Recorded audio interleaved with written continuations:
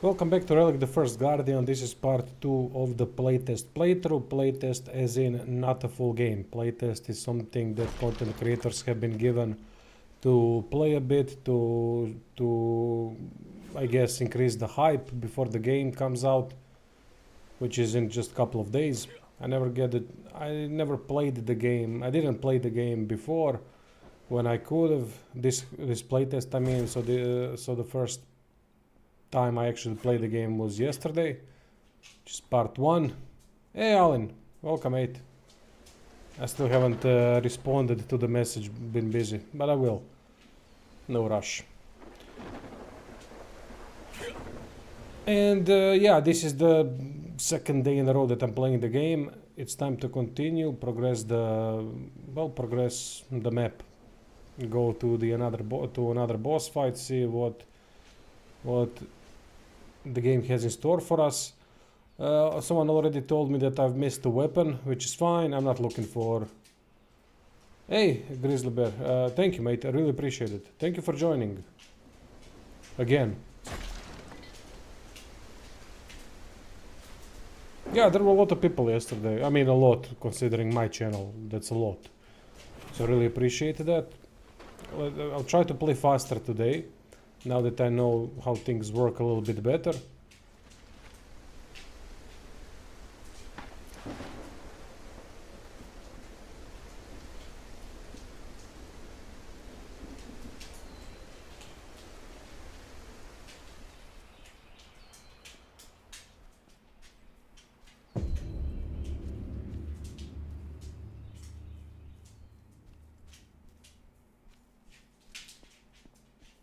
Now remember, some people have already commented about the yesterday's stream in a way that they think that the game doesn't have settings for graphics. Of course it doesn't, because this is a playtest. This is not a full game.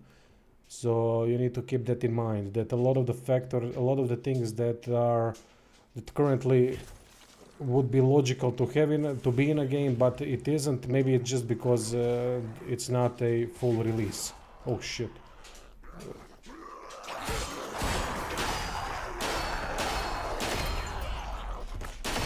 Fuck. That was 4 perfect blocks in a row. Quite nice.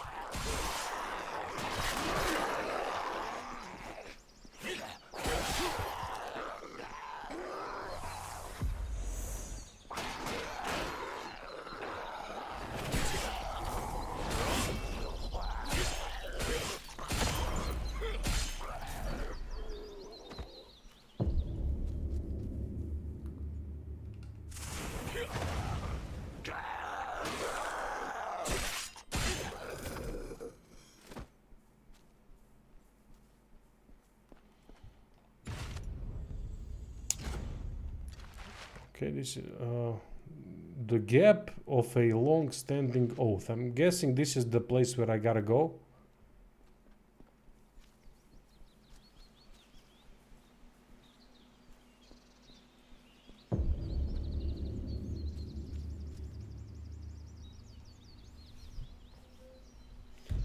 I'm hoping to be one of 4 winners picked by the developers for a free copy come launch day. If not, I'll wait for sale, especially a Beast of Reincarnation come just a few days after this game launches.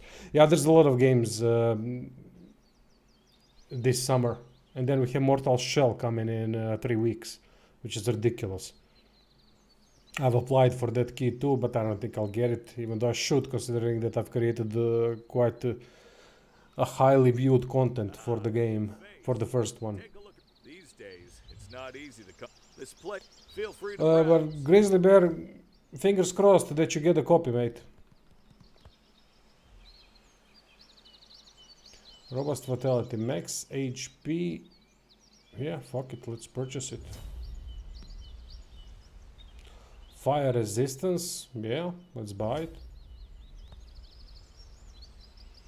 Temporarily increases temporarily. Everything that's temporarily, I'm not a big fan of.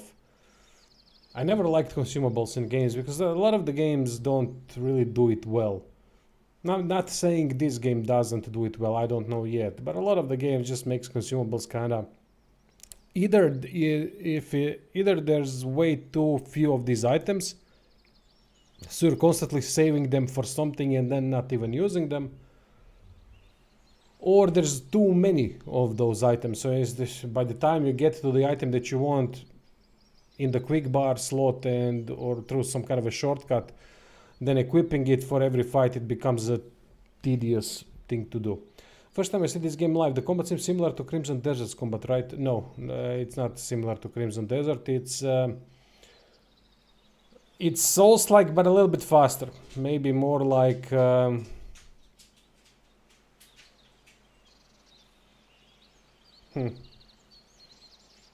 I don't know, maybe kind of Souls-like meets Dynasty Warriors.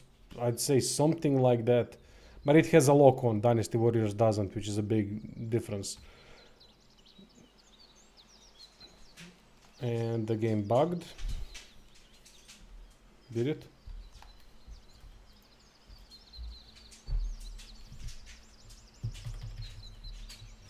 Oh, and Otria, that's a rough one in terms of combat. And this one died. Okay, good thing to know. Bugged out for some reason. I couldn't move, couldn't do anything. So let's try again.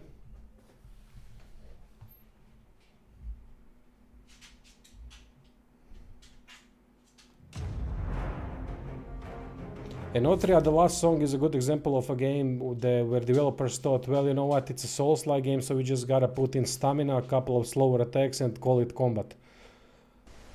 And they fucked up. Because as I explained yesterday, Souls-like heavy combat style is quite difficult to make. It requires a lot of attention to details to make it work. I don't know what happened. I don't know, this is the first time that the game crashed. But it's a playtest again, so don't think this is the final version of the game, the final polished or whatever else type of a version of the game it is. It's not the final one, so of course it's not going to be a good one.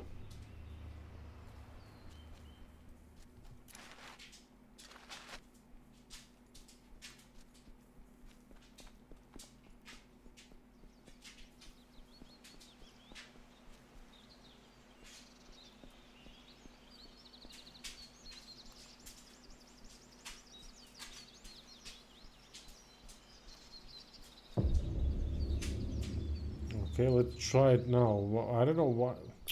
Yeah, this is a buggy location, it seems. Ah, a new face. This feel.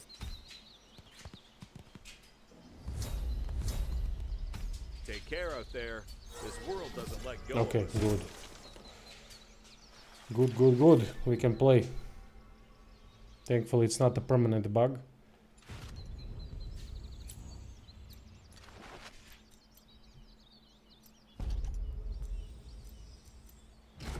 Now, what the hell did I gain? I bought 2 things, but I don't know what to do with those things. It's not under skills, it's not under consumables.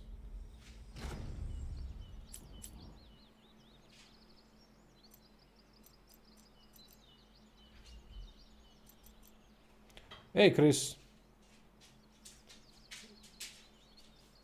Can damage number be turned off or on in settings? I haven't seen that option.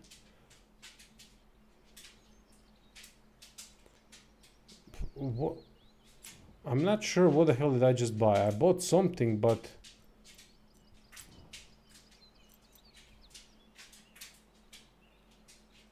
yeah, I'm not certain. Maybe those are permanent upgrades. Yeah, no worries, mate. Whatever you guys need to know about the game, if I know, I'll answer. Never be afraid to ask something on my stream. I'll always try to help if I can.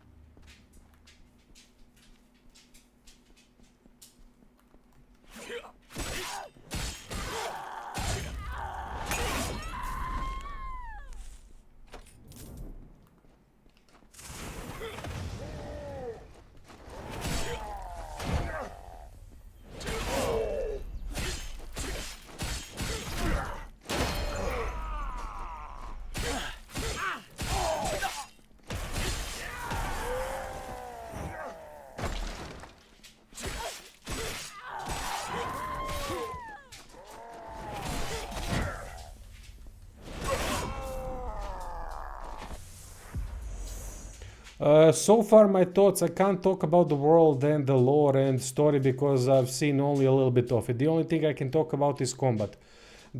Okay, I can talk what the biggest problem is in this playtest, and you can probably see it's the graphics. There are no settings currently for graphics, so it's a predefined setting that we have to play on. But of course, in a full game, the game will have options. Of course, that just goes without saying. In terms of combat, it's solid. It's solid. It's polished. It's polished. There are some mistakes that I don't particularly like. For example, I like what they did with the attack tracking. It's something that I despise in games when it's way too overdone.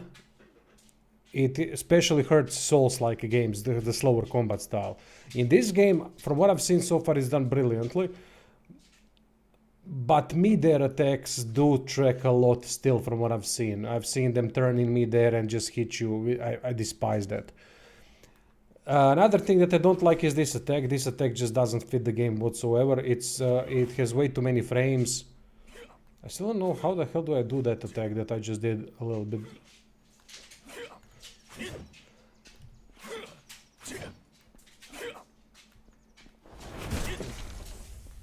So there, dodge, for example, dodge for some reason puts you always out of the enemy's range. I'll show you now.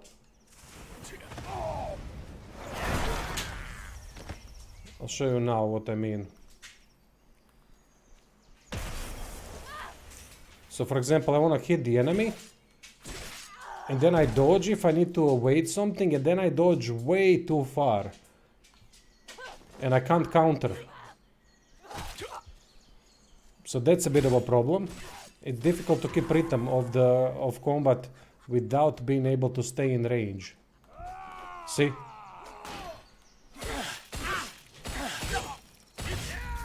Not a big deal, but I think that shorter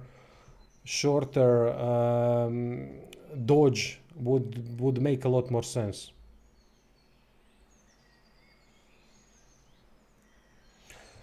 Regarding Crimson Desert combat, by the way, I hated it. All flashy moves, not realistic. Yeah, it's not realistic combat. The Crimson Desert combat is a floaty combat. It never really wanted to be realistic. It's a floaty combat like, for example, Batman Arkham series, old Assassin's Creed games. I love that type of combat. That is more focused on animations and keeping the rhythm going and trying to beat a different enemy amongst 10 same enemies. It works if it's done, if it's really polished. But it's completely different combat style than something like heavier, more realistic. I really liked Crimson Desert's combat, Crimson Desert unarmed combat. I think unarmed combat of Crimson Desert is one of the best unarmed combat systems that I've seen in gaming ever. It's ridiculously good, unarmed. Others not so much, but still decent combat system. Whether someone likes it, dislikes it, it's a personal thing, but it's decently done, maybe even a good combat system in the end. It's nothing special, it's nothing that you would say, holy shit, it's so fucking good. No, it's nothing like that. It just isn't on that level, except for the unarmed. The unarmed is truly something else.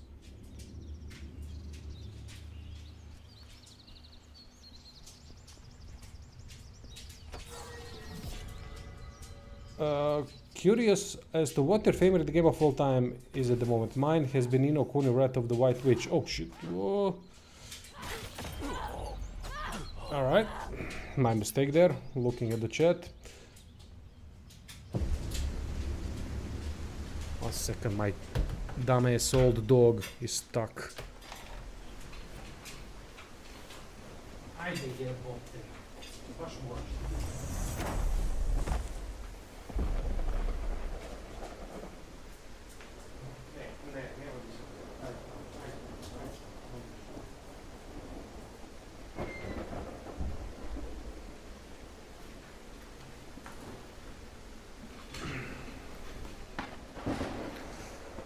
Almost 18 years old.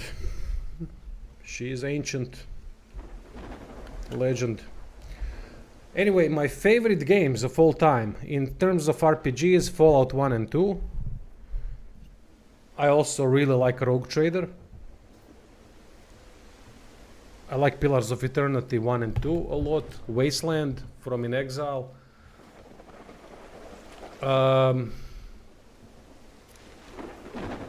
GTA 5. Single player, I mean. I love new God of War. God of War games. The best of all time? Maybe not. Not my most favorite of all time, but one of the favorite ones. Oh,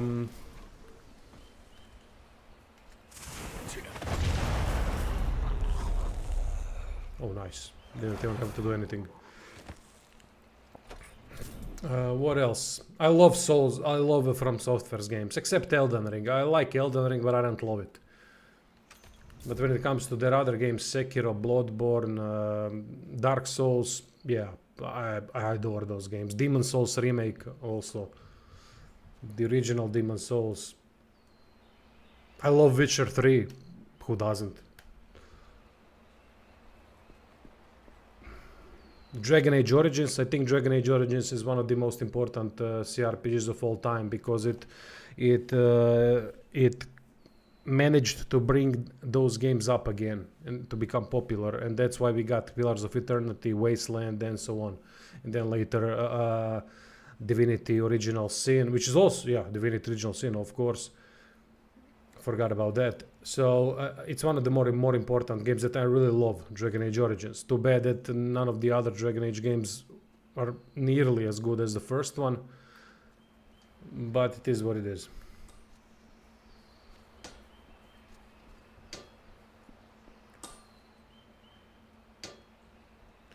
Very fussy when it comes to RPG games. Yeah, that's fine, mate. It's your money. You gotta be fussy. You gotta be analytical. You gotta study things, what you like and what you don't like. What is worth investing in, you know? Games are an investment. People think, oh, well, just a game. You're playing a game. You're wasting your time if the game is not good. Or good enough for you, you know? Rarely people think like that, but you're losing time on something that could have... when you can spend that time on something else, something better, something more impactful, more worthwhile. Do you remember the relic? It's the key to awakening your potential and reclaiming your lost strength. Right now, the relic's the power... AI limit. Yeah, I've heard about that. One of the people in Discord was poking me to play it. Don't worry. I'll guide you through. Let me awaken the relic's first power. Hold on. Oh, what is this? It's done. The first to unlock the relic's true potential. For that, you'll need whenever you find one. Now, even if you stumble, and remember, so don't be afraid. Keep moving forward. Secret of the relic, okay. Let me just see what happened, then I'll respond to the comments. Elisa has awakened the dormant vessel of the... You can now receive the relic's power and inscribe it. What does that mean in practical sense? But this is only the beginning. I mean, in practical sense, this means what? Alin, yeah, I did in fact like the unarmed combat too, because you can grapple. You should be able to grapple your enemy and stab in more games. I agree. Absolutely agree. My favorite action RPG is either Bloodlines 2. Bloodlines 2? What? Or Blood Omen 1. Blood Omen 1 fine, but Bloodlines 2? Ah, you made Bloodlines 1. Okay.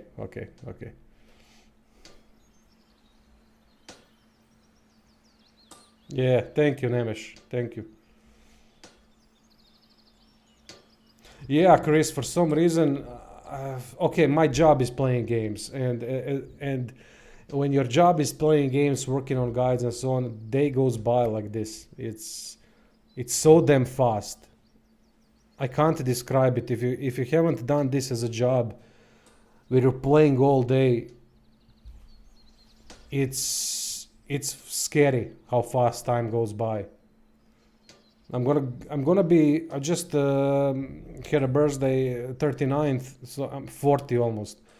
Next year I'll be 40, and when I say that to my mom and to my grandparents, they're in shock. I heard in addition, fortunately, It just goes so fast, man. So when you're young, it's it crawls. The day never ends. I think that maybe I think I have a theory on that. I'm not saying it's correct or anything like that, but I think because when you're younger, everything is new. A lot of things are new. A lot of this every day is more interesting in a way because it's more dynamic. You live through your emotions, so every moment is more impactful, and then you kind of live in the moment or live in the expectations more. Then you're waiting constantly for something. Then you have the school, which is kind of boring, but everything else goes fast. They're all famous for their people, but Okay, I can't be just reading. This is a playtest. I'll read it when the game comes out. And when you're older, the monotony makes the time go faster, actually, because you're constantly doing tasks. Then you come home. Then if you have kids, you gotta take care of kids. Do stuff with the spouse. Used to protect what matters most. Eventually, go out with your friends for a drink, and everything takes so goddamn. Everything goes by quick, but the time spent to do it is a big number. If you get what I mean. I don't know if anyone else thinks that way, but yeah, the older I am, the days go by so fucking fast. Scary shit. Can't believe I'm 40 almost. Fucking 40.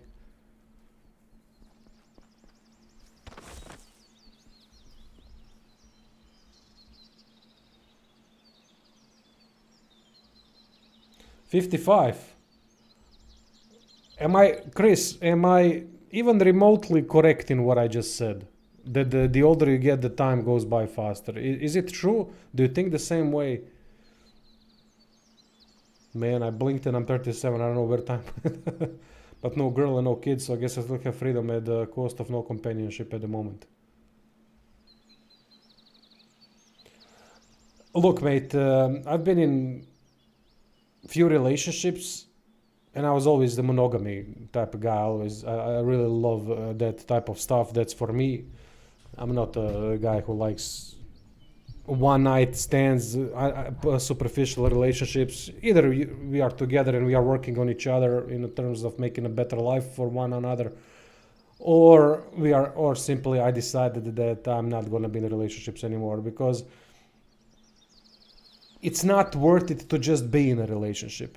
I just had a mate who had a horrible relationship because he really met a really not a good woman, a woman that you don't want to have anything with, but he got stuck with her, and he is now in a bad shape. He's trying to pick up the pieces because he's a really good guy, and he just stumbled upon a landmine, and it sucks. At this day and age, you shouldn't be worried about that, about people being selfish and narcissistic so much that they always want something for themselves. So that's why I also decided that this is the last girl that I ever going to be with, because she has incredible control of her emotions. She's someone I can trust completely, and unlike any other girl before, because you think you can trust, but then you see when you say something that someone else doesn't like it, and suddenly you become insecure, like they would be able to leave or just go out and create a problem just because of something that you said that's correct, but they did not like it. I don't want to be in that type of relationship. I said to myself, from here on out, I'm creating a good basis, open communication. No, you have a vagina between your legs, so I can't say things. Fuck that. I'll say everything that I think needs to be improved, and you can always criticize me because I want to be the best that I can be for you. Not to change myself, but to improve myself. Some objectively negative things that people do that can be changed, that can be observed, and we know about those things. Just sometimes we need to be told about it.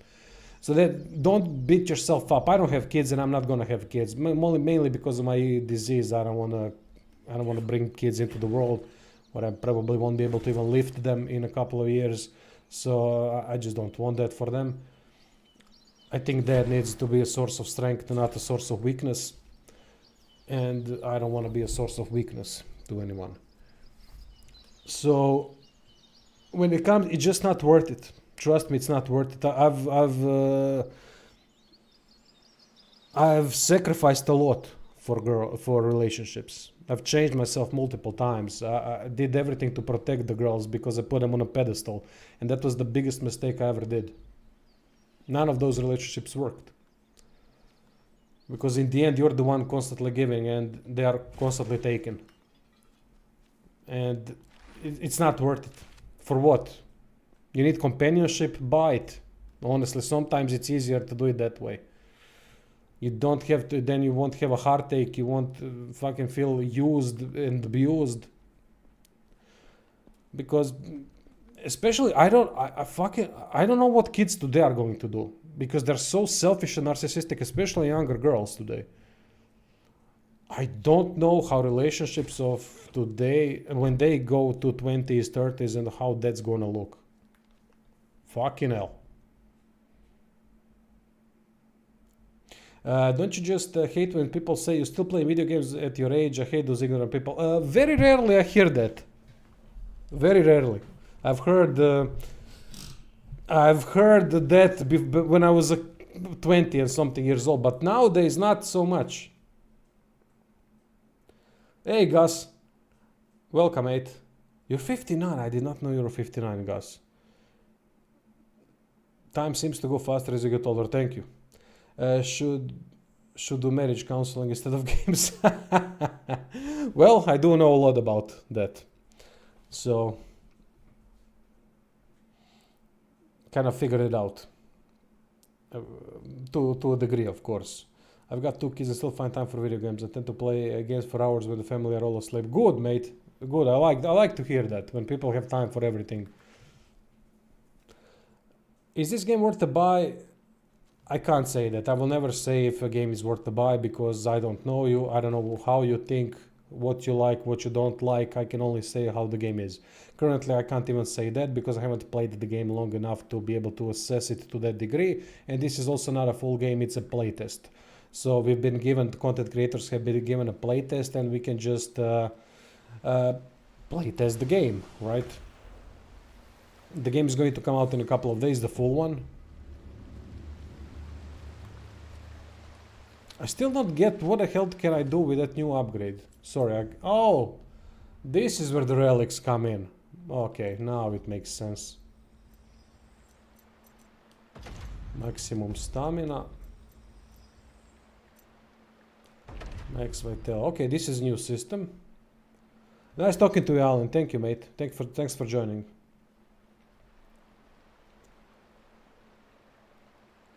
Is this game any good? Currently I can only comment combat and combat is solid so far. I'll pray for you, friend. Thank you. Another hard thing is being alone. For so long makes it hard to share your peace with someone that may only bring you turmoil because of their selfishness. Yeah, exactly. It's difficult to find the right person, you know, and sometimes I found right people a couple of times, but they changed.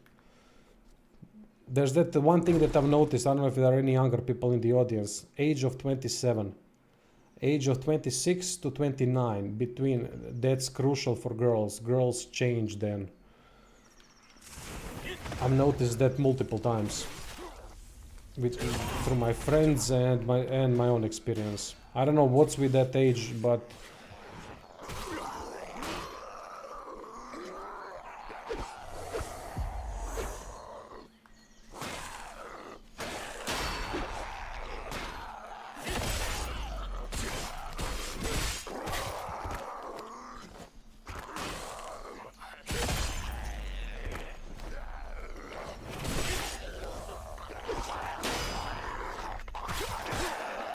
fuck's sake.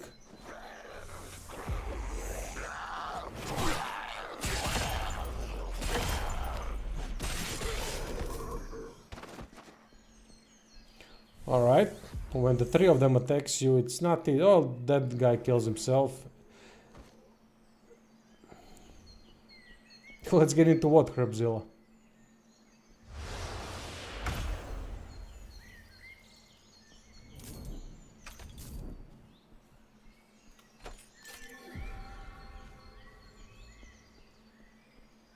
The game, my lord. Well, yeah.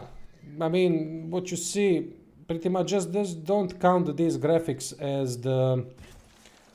as the final product. As I said, this is a playtest, so this is something that needs to be mentioned. I got confirmed. I contacted the developer, the publisher yesterday, and they confirmed this is a playtest, which I figured by the number of bosses that's in it.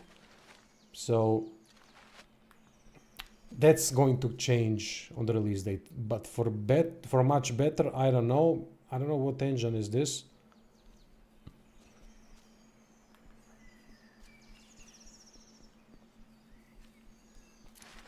I mean, if I have to guess, I'm hoping it's not Unreal, but if I have to guess, it does look like Unreal. I mean, same mistakes.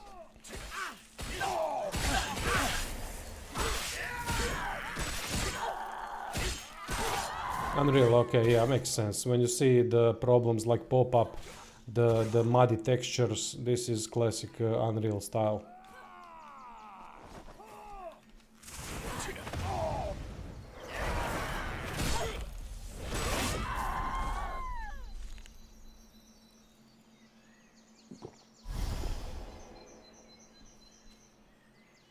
They feel the need to make the entire world a foggy night. Feel kinda odd.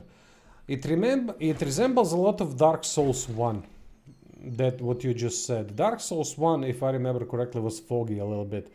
Or not Dark Souls, maybe Demon Souls, the original one. One of those were quite foggy. Whether Dark Souls 1, I haven't played in a long time, so I can't remember. 1, 2, or Demon Souls, the original. I dig that it can create. I'm all for fog because fog sometimes can do the view into the distance much better in a way that it masks the texture pop-up problems that are frequent in every game, right? But in some games it can mask that problem. It can just basically hide it in a way. And that's why I don't mind foggy worlds. I think that's fine, especially if it helps graphically to create a better atmosphere, more immersive atmosphere. Why the hell not?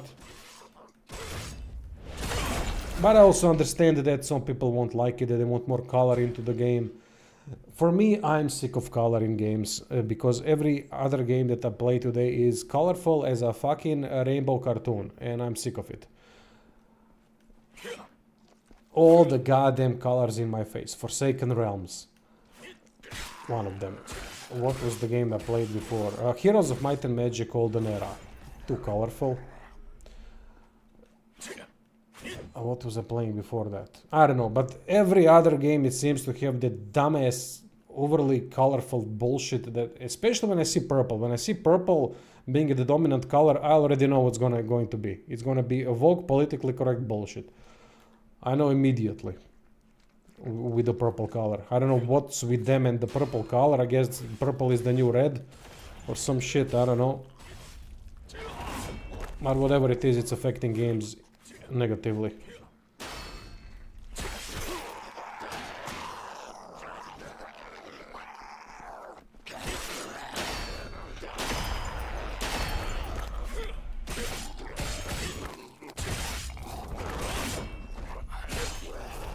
This is called people living on the edge.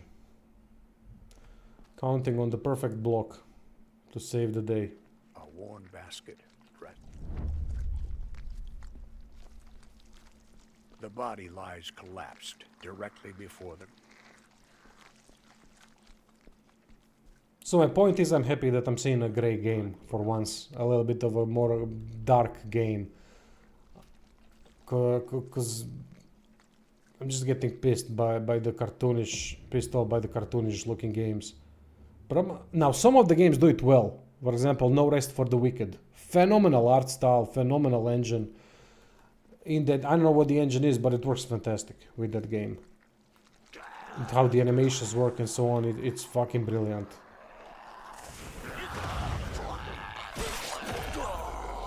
I had to die eventually. So in some of them it works.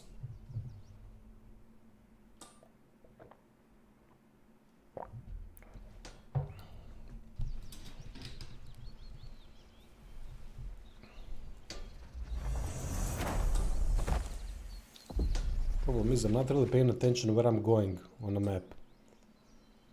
I'm guessing I was somewhere around here.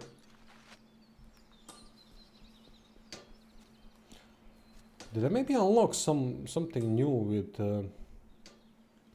skill in his... Oh, okay.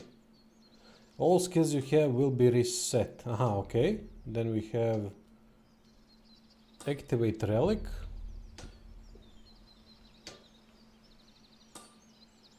Wait, whoa. Aha, activate another relic slot, I'm guessing. That's how we unlock. Okay.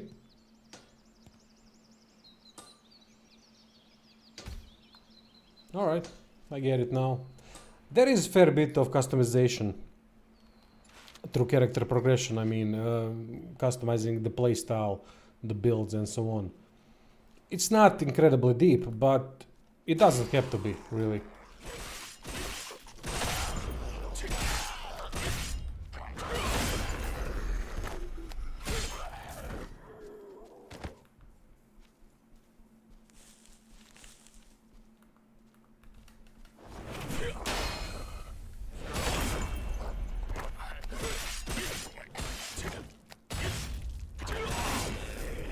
I would really like them to reduce this main combo to just 2 or 3 attacks, but more, but with the same damage that the normal, with the same damage that the full combo is doing at the moment. I think that would really make the game slightly more immersive, because this combo of 6 attacks is just not doing it for me, I gotta say. It's too much. It takes too long. Enemies are just standing there doing nothing. They are just taking the hit. Hey, Mr. Self-Destruct. Welcome, mate. Is there a penalty for dying in this game? Huh. That's a good question. I haven't noticed it. Oh yeah, there is something. We have those relics at the top. 540, I think. I'm not even sure what those are for at the moment. I think those are to unlock the new skills, which I haven't unlocked yet at all, and I should have. So I'm not really certain. But I think it's the classic Souls type. Okay, this might be a boss fight. I want to go and find the souls that I've lost. When you upgrade the sword, the amount hits gets reduced, I believe. You mean the combo gets reduced? Really? Strange. I don't see my icon anywhere. Huh. Wait. I can move. Yeah, I don't see my icon on the map. I don't know where I've died.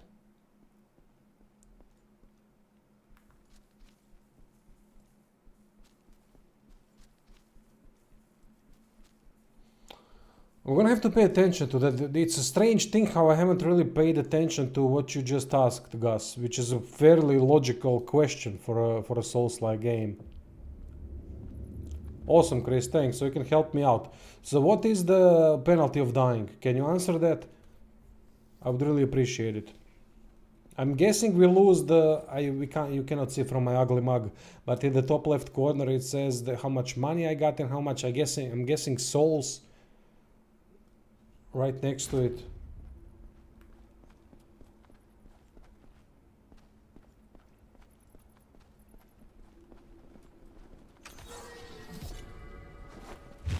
Oh shit.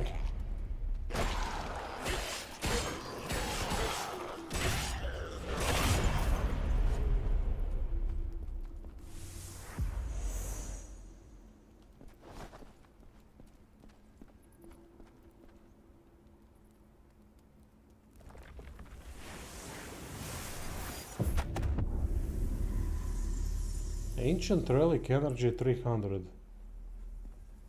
Okay, will you stop burning for fuck's sake?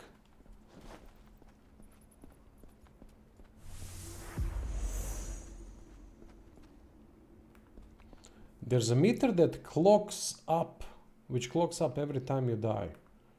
Huh, interesting. Haven't noticed that at all. Let me just go to a save point. I still don't know. I haven't really researched what these icons mean. I'm guessing save point somewhere around here.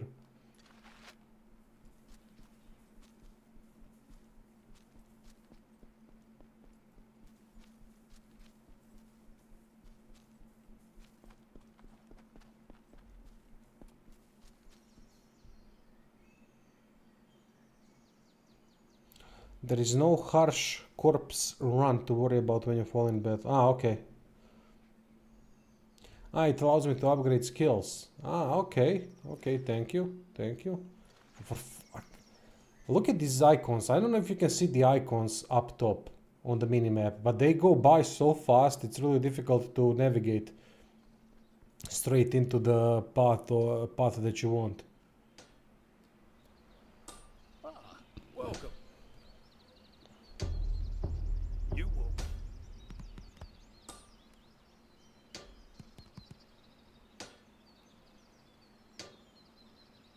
Please, you're old. Thank you once again for saving us.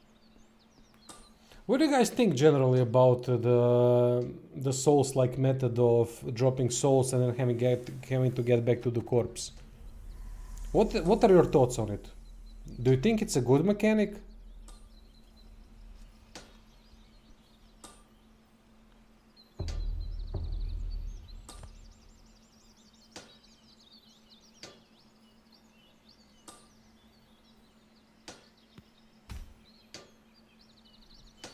Alright, let's see what else is there. There's a thing that...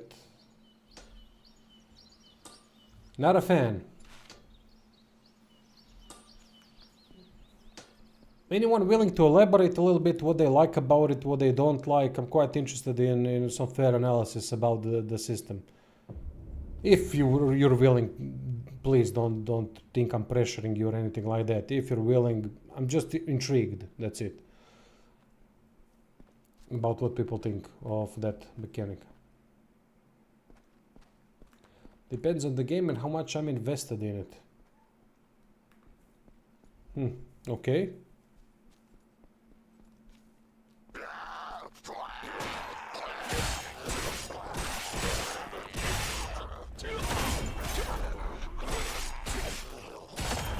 Always forget that I cannot attack cancel with the block, but I can attack cancel with the dodge.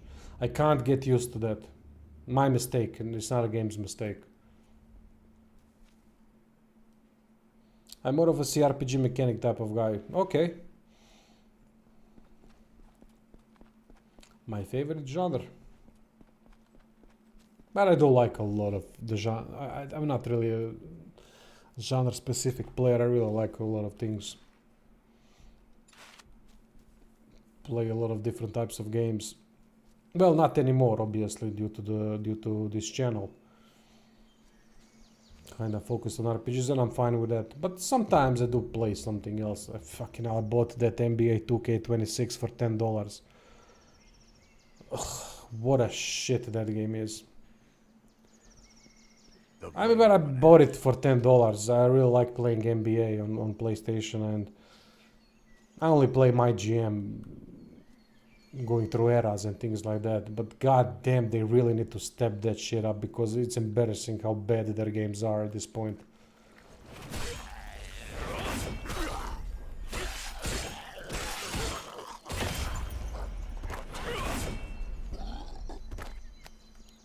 Not even gonna mention FIFA. There are several I haven't bought FIFA since I think it was 21, 22, something like that. Money dilutes quality. Greed dilutes quality, always has. And in gaming it's especially easy to see that.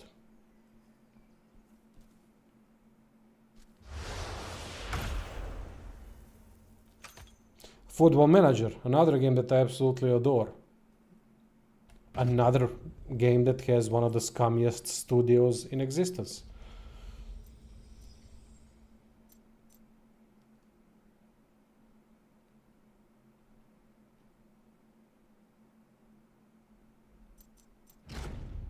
Just such a shame that they've decided to nickel and dime with annual releases instead of working on games and making them better. Really such a bloody shame.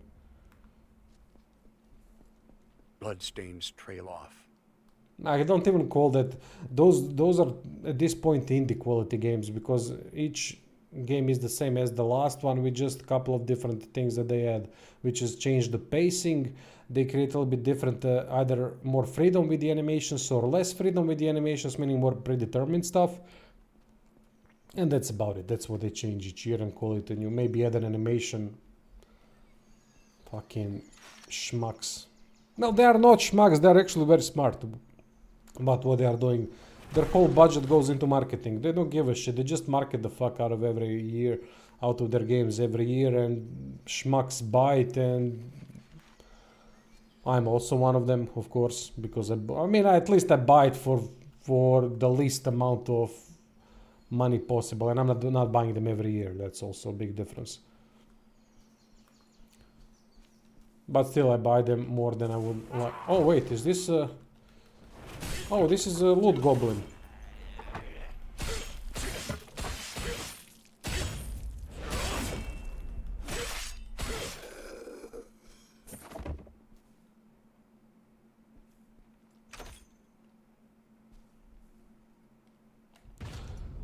Yeah, we'll see. Larian has done a magnificent job with Baldur's Gate 3, even with the Vogue things put into it. I think they're one of the rare studios that did a good job regarding that. But that can spill over into bad things quickly. So I'm gonna reserve my judgment. They haven't disappointed yet, without a doubt.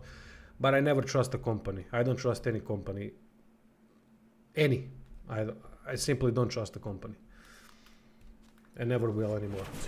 I refuse to have that belief, because I am putting my faith into something that is an ever-changing landscape, and that is the developer landscape, the company landscape, the people who are the new people that are hard investors that get their greedy mitts onto studios, and things change quickly.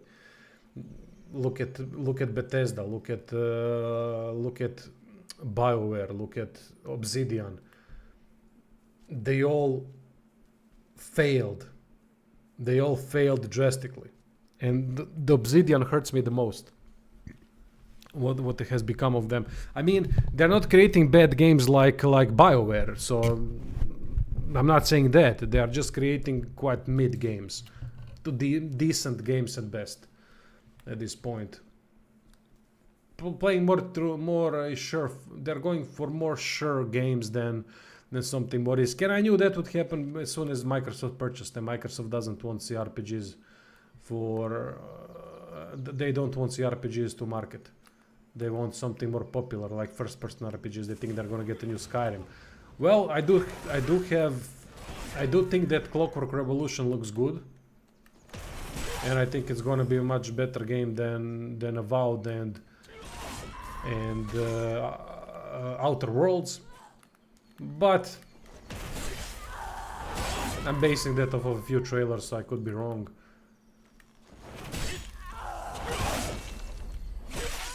But my point is, I'm done trusting any company a long time ago.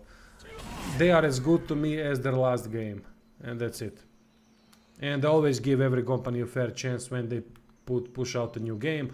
I play it, I have no expectations, I don't believe the hype or hate for any game.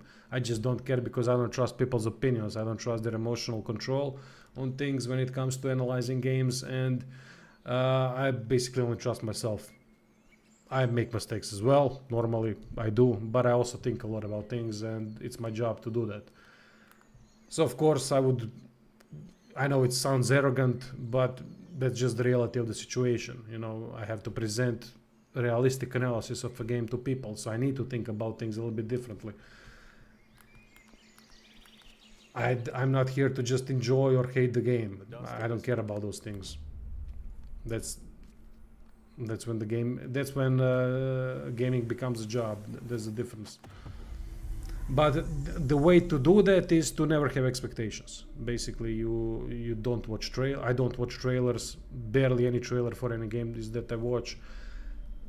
And I don't watch news. I don't care about the company news. I don't care about the corporate news. I don't care about the investors. I don't care about anything. I just care about the game. When the game releases, give it a fair chance, play the game, say my piece, that's it. I don't play politics. I don't play rage bait, clickbait. Doesn't interest me. I don't want to be part of the problem in this whole fake industry. I'd rather be broke, which I am. So.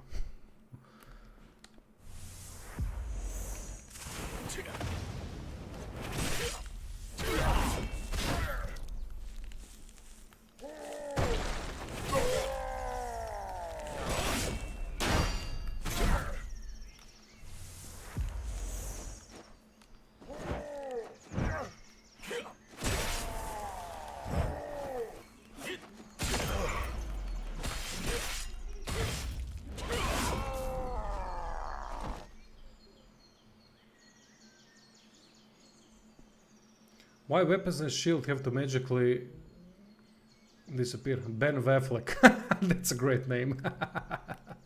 Ben Affleck. Why do... Yeah. Well, look, there are two ways of doing that. As a developer, I think, how to deal with weapons. One of the ways is to make it disappear, or another way is to have it be on your back, but it's not really on your back. There's a space in between, and that. So whether you wish to have that or disappear, I think it's a subjective thing about the preference and how it affects your experience. I don't know what I prefer, to be honest. Either a shoddy way of holstering the weapons and the shield, or for them just to magically disappear.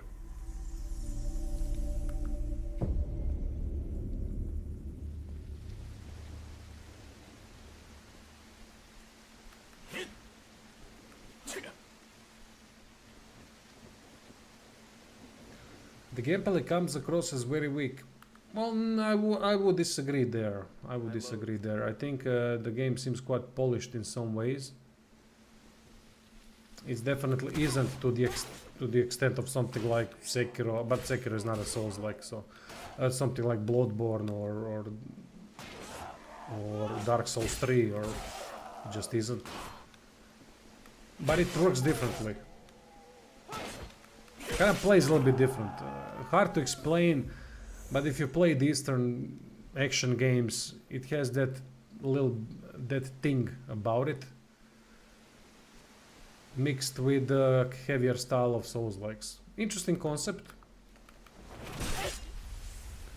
But there are definitely weaknesses, don't get me wrong. Not saying that there aren't.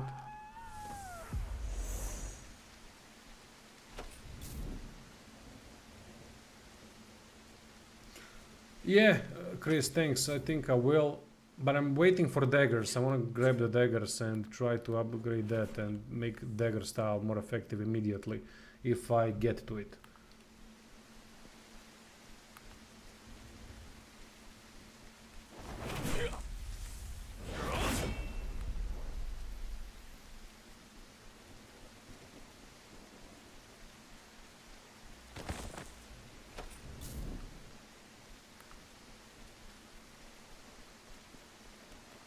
Thing is that I don't even know where I'm going. I'm guessing I need to go here. Just go from one point to another and then kinda explore in the meantime. I think that's how this game works.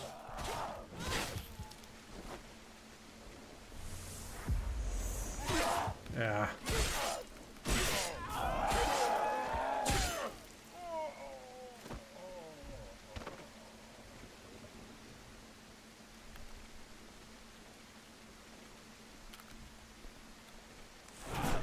Oh.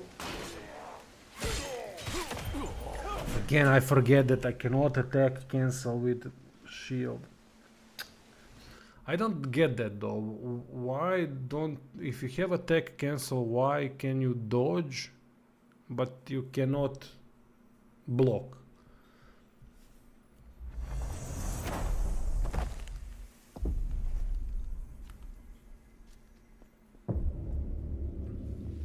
That's something that I've completely missed in Where Winds Meet. When I played that game, I missed that the game is actually a parry-focused game, which is an important thing. I simply didn't figure it out, because the only way you could attack cancel was through parry. And then it kind of hit me, alright. Someone said it in the comment section. I wasn't playing the game like that, and then I tried playing the game a little bit different. It didn't work. It was incredibly difficult without the parry.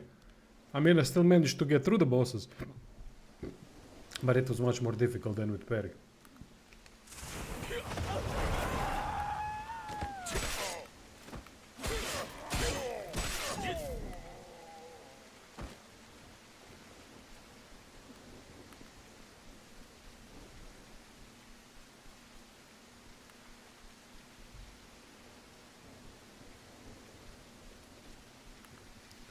Where Winds Meet is a game really for people that that like live service games, that they want to play a game for a long time.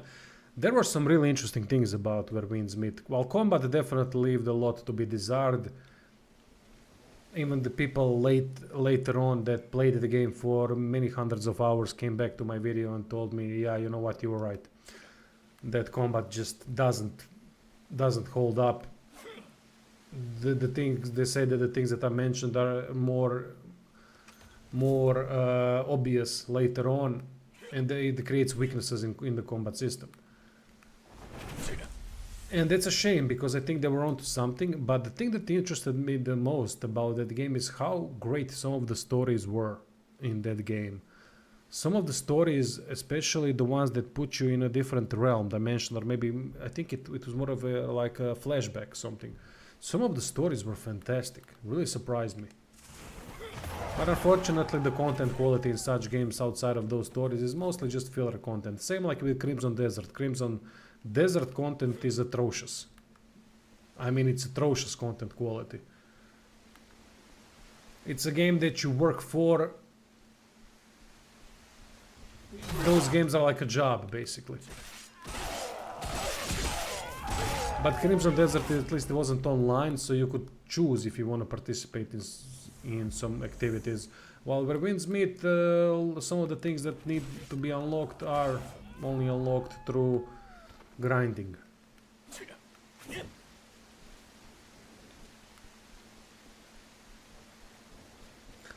I can never say I mean, I've played MMOs in my life. The reason why I started RPG Division is because I started HD Play gaming channel with my mate from Serbia, and we were playing Lords of the Rings online. At the time we were at the same guild, Yugoslavian guild, I mean ex-Yugoslavian guild, and that's how we got acquainted, and he suggested to me that we start a YouTube channel, and we did. And we started it through Lord of the Rings Online. I played also many other Guild Wars 2, many other. The Secret World, I don't know. Star Wars, The Old Republic. But the problem with most of these games is that it's just the content quality is not there. Especially Lord of the Rings Online. I love that game. I mean, I don't anymore. But when I played it, I loved it. But the amount of grind was unbearable. When you get to that good stuff, you kind of start thinking to myself, even when I was in my early 20s, thinking, what the fuck am I doing? I mean, I've wasted so much time just to get to a point where I could have some fun, and that is in raids and dungeons, which were fantastic in Lord of the Rings Online. And I wasted so much time to get to that point. I could have beaten 3 other games by that point. 3 other games that I really wanted to play. And that's when it started to hit me that those games just serve to waste time. And that's it. They are based around that. They need to be, because they have the subscription model where they need to prolong every activity as long as possible, so that it falls under the next month that you haven't been able to complete everything that you wanted to complete during that month, right? That you didn't get to the good stuff because you simply couldn't. There was just not enough time because everything is so prolonged. And I started changing my conception about the online games. I played a couple more and I said no more. I played Dota 2 a lot. I had a channel. I opened the channel for fun called No Russians Allowed. That's the inspiration was No Mutants Allowed from Fallout, of course. And I've put some highlights of my games there, specifically with Pudge. I loved playing with Pudge. Put a couple of $1,000 in that game, but then I just said, you know what? Then I started to play that game by muting the general chat and muting the voice chat. So I played like with bots, but they weren't bots, they were humans. That was the best time I had, some of the best time I had in gaming in my life. Playing Dota like that, with better bots. Well, some people were worse than bots, but you know what I mean.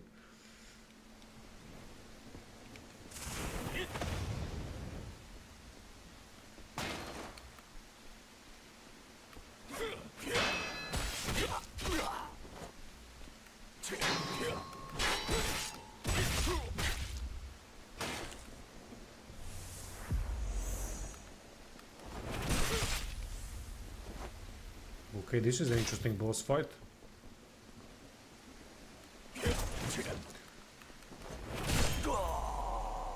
I understand what's the appeal for some people when it comes to MMOs, and because they're purely gameplay oriented, they are constantly gameplay. But a lot of the gameplay is low quality. That's the issue. And they would rather have that than have experience some kind of an interesting story or dialogue or some moment between the main characters. I'm not like that. I really like I like a good writing, interesting characters.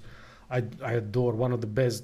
I have to commend always God of War, the new ones. Some of the characters in those games were some of the best written characters I've seen in my life, like Thor, for example. It's such incredible characters in that game. And yeah, I know the weaknesses, and people are right about the weaknesses of those games. But the good stuff is so damn good. I enjoy that more. I enjoy a good story than I enjoy empty filler gameplay. Although that game also had a lot of that, but they've added at least some story through that empty gameplay. So I enjoyed that as well. I love unique dialogues. It just makes the game a lot more immersive, believable. Jesus Christ, this guy is nasty. He plays very differently than the other bosses.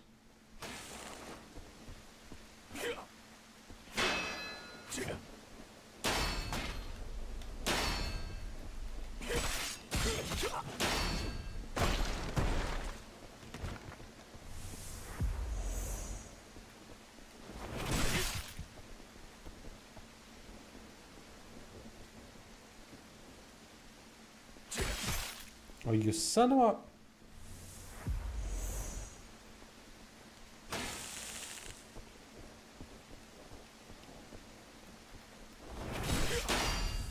Yeah, they need to change this charging attack because it sucks.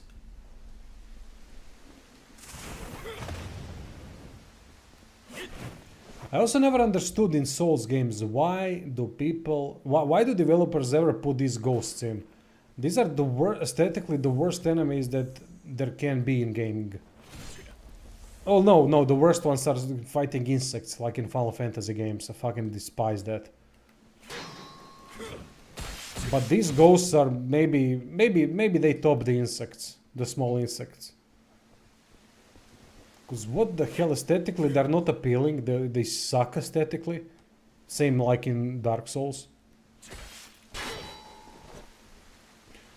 I'm trying to figure out this fight because this fight is very different than the ones before, and I like it.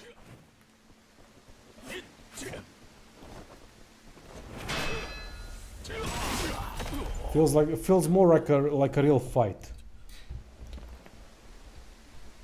But I could be wrong. I'm trying to test how the bastard works. Maybe I'm just wrong and I haven't really figured him out yet. But he definitely blocks and counters, which is something that it's difficult to play against in games like these. One of the more interesting boss fights that I played was in Kazan, the first Berserker Kazan, that girl with the shield. That was an interesting boss fight. Yeah, it was a lot of cheap attack tracking and so on, but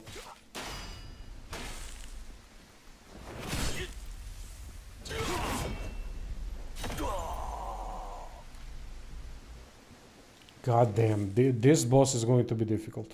Maybe I'm gonna have to upgrade something before fighting it.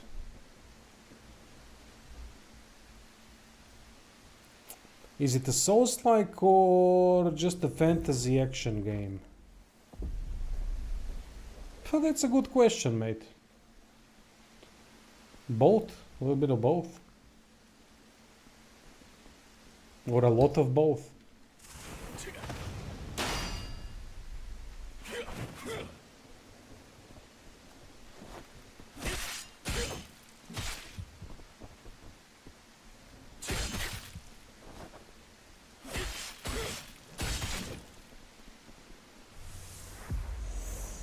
Goddamn ghosts with no poise.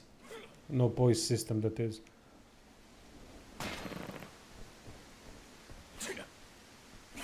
Can't figure out where the impact of the attack would be.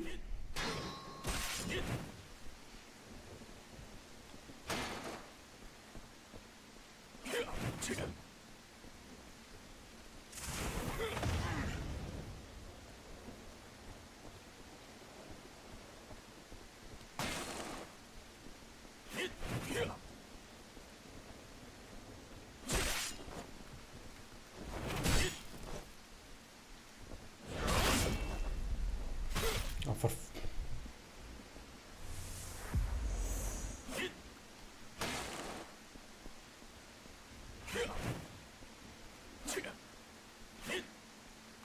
I can't figure out where the end point of my attack is. What's the reach of it?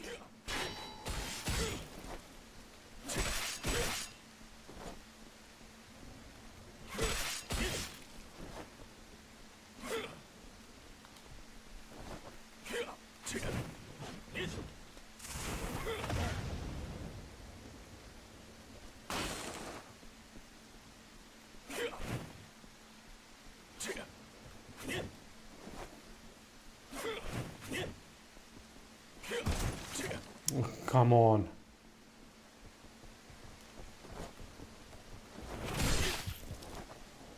I hate that charging attack. It really doesn't fit this game at all. Come on!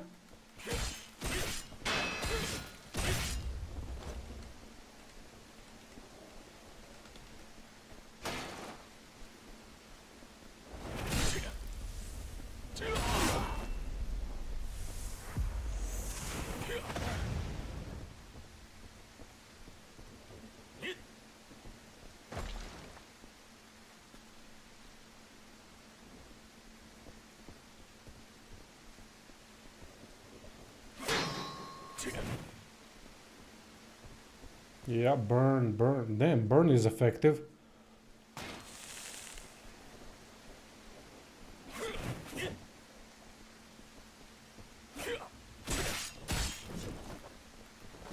Stop jumping.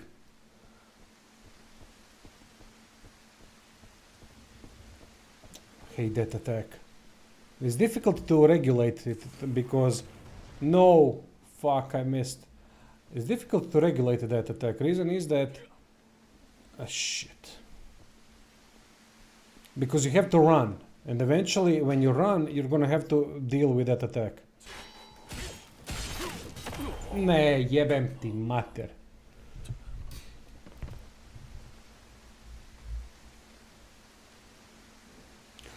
I like when bosses have defensive moves. I don't like when bosses only do offense.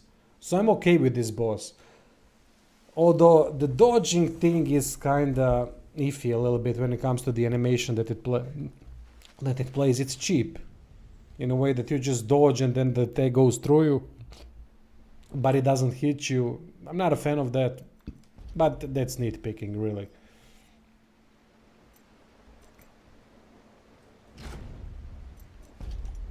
Let's see. Okay. Interesting fight.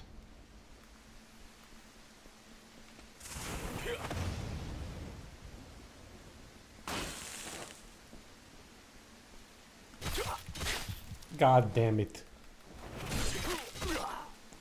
Okay, kill me. That was pathetic.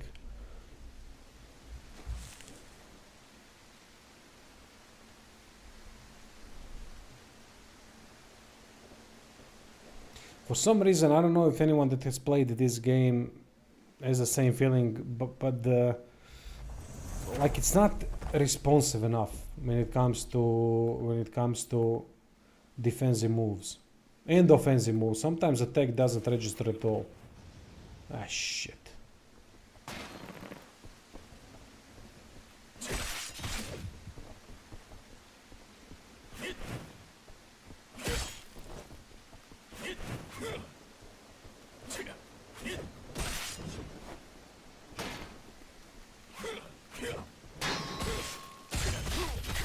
Ah, piss off.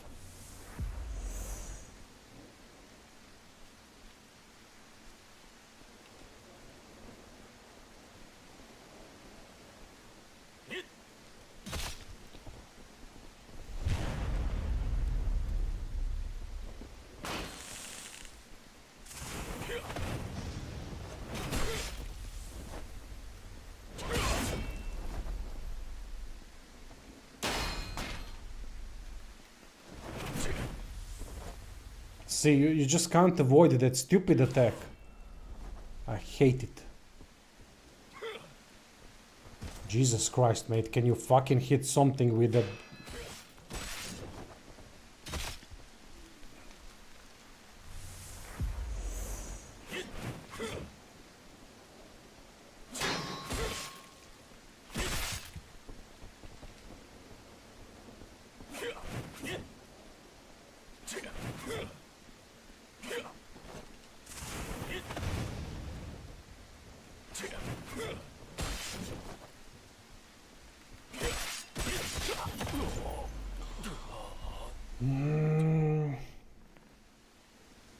Yeah, Fire Barrels. Scrubzilla. This game is starting to look like the poster child of 2026 AI game development.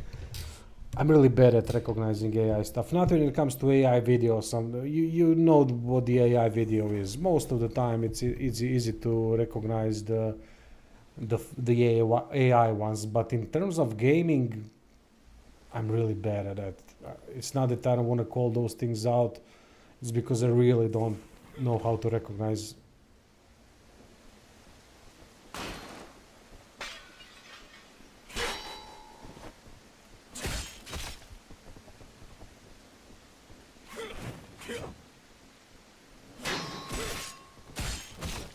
How did you hit me?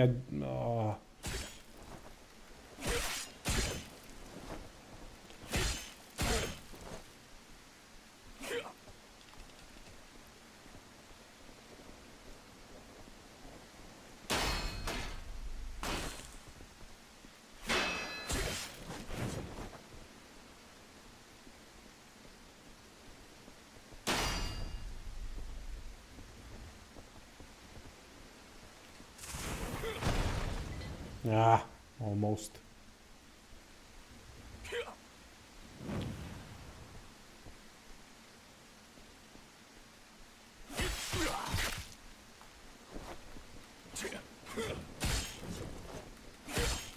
This guy tracks a little bit too much. It's not bad as in some other games, but it's visible here that there's a lot of tracking with his attacks.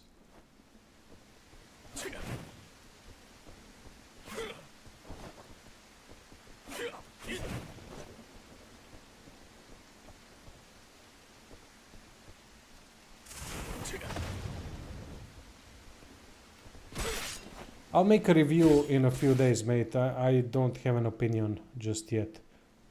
And I will never say if I recommend a game or not, because I can't. That's entirely subjective. I don't go into the subjective that much when it comes to analyzing games, that is.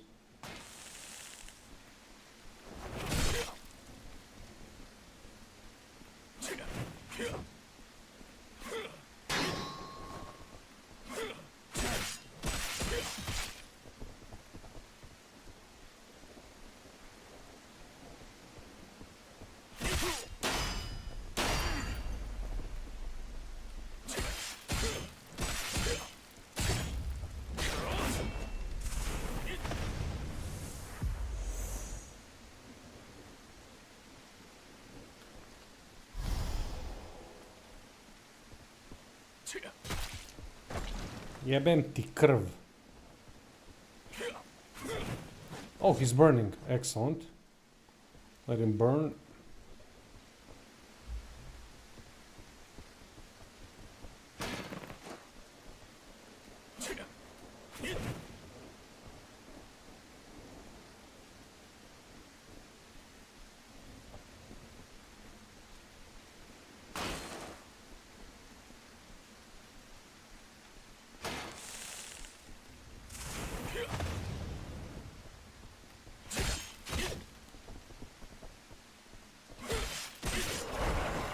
There we go. Alright. Interesting fight. Could have probably been played much better than I did. But look, it worked. Fragment of the corrupted abyss, and we got ancient relic energy. Now I can start upgrading things. But I have to get back, right?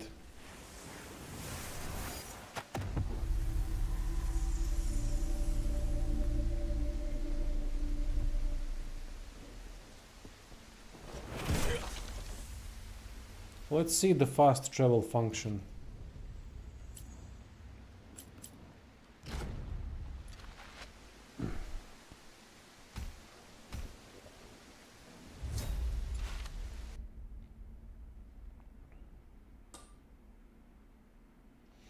I hate these ghost type enemies, they're so underwhelming. They are resistant to everything under the sun. They aesthetically they look weak. I just don't see a point in them. They don't add anything to games.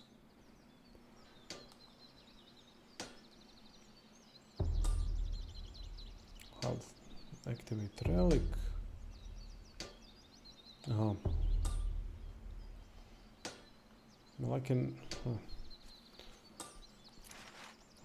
Why did I even get back to this girl? I can just upgrade the character through here.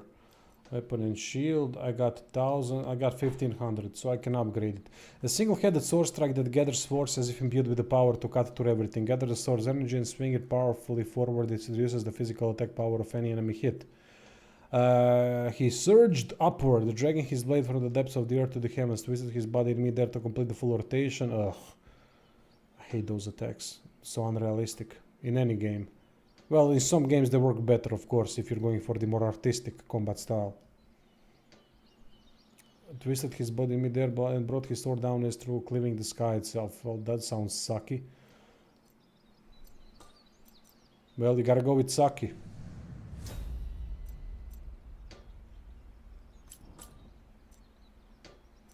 Alright, skill is in. Let's see.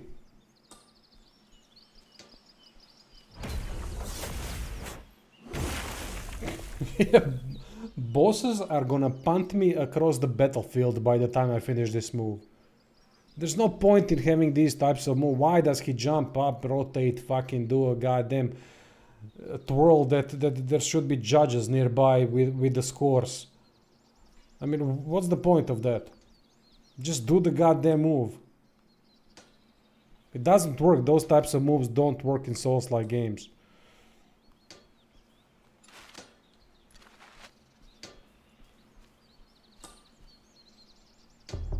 I'll always be waiting for you. Wait, enhanced relic. Let me see once again. What does that do? Okay. Oh, wait. Seen something else. I need Shard of Aether to upgrade. Alright.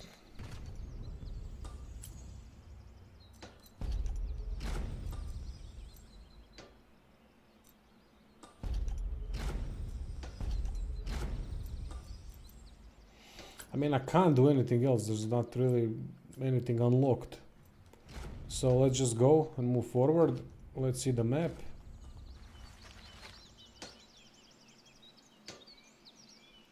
Yeah, I see here something. Was I here? Wish I could put some markers on the map. That would be really nice.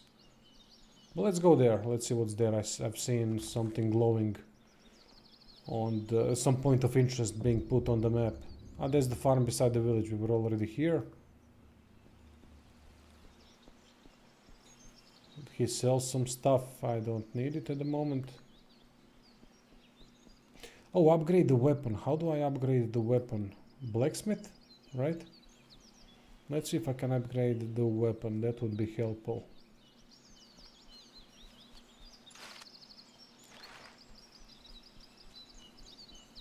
I haven't upgraded anything yet.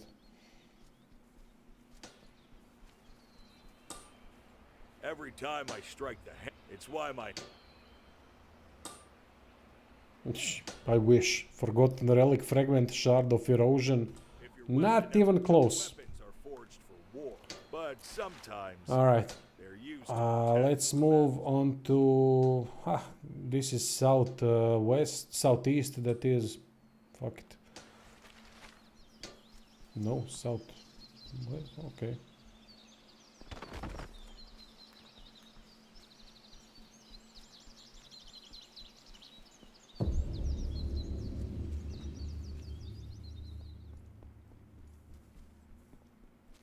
Yeah, I was definitely here.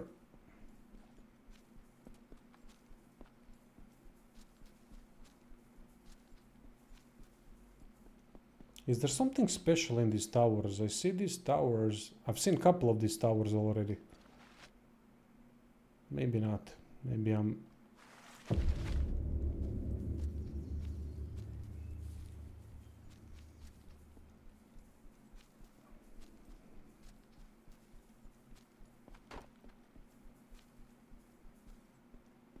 Oh, there is something here.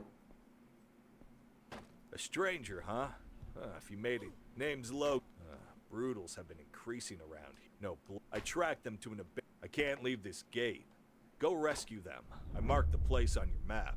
Rescue the villagers from the abandoned old garrison. Alright. To survive. Okay. Alright. Fair enough.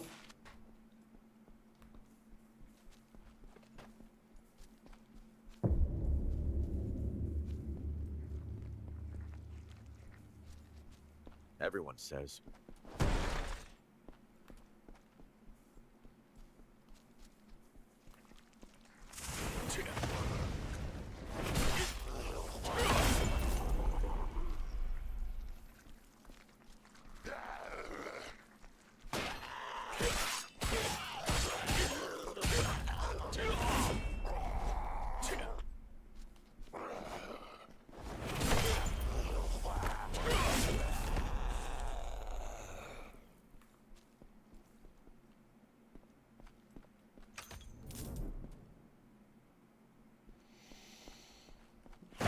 Review or early review, not the full one, is going to be up in a couple of days, mate. So far, what I can say about it is... I mean, it's decent. It's decent so far. But I'm too early into the game. I really haven't barely unlocked a new skill yet. The first skill. Which I might use. And of course I can't use it because enemies are going to interrupt me while they... I mean, some things just don't make sense in this game. It just doesn't fit.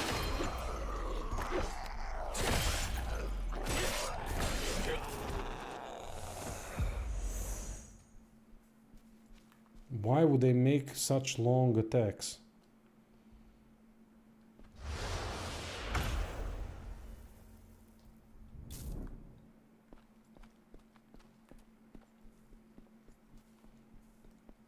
Yes, it's Souls-like.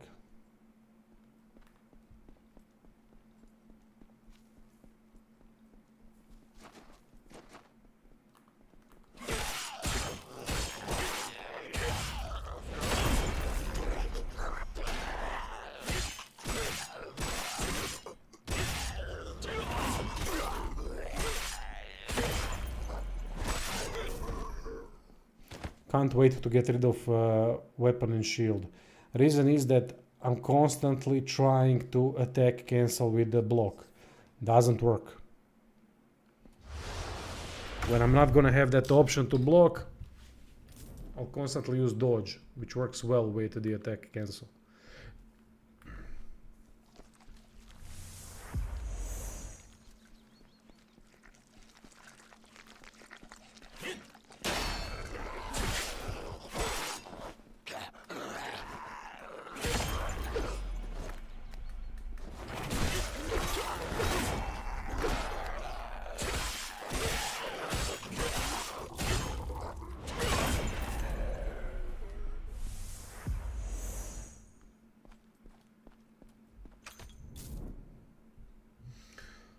Yes, I've died a lot, but I'm not really a good person to ask that, because when I start playing a new game, especially while streaming it for the first time, trying to learn things, I suck. I play terrible. So I'm getting better at the moment. As I said, I'm trying to get used to the attack cancel only through dodging and not through the shield, and I'm making some basic mistakes here and there. And yeah, I've died a lot.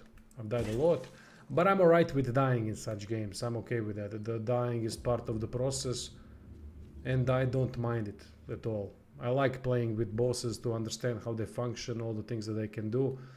I'm not into that. I don't have that mindset, oh, I gotta beat them the first or second time. To me, it doesn't mean anything.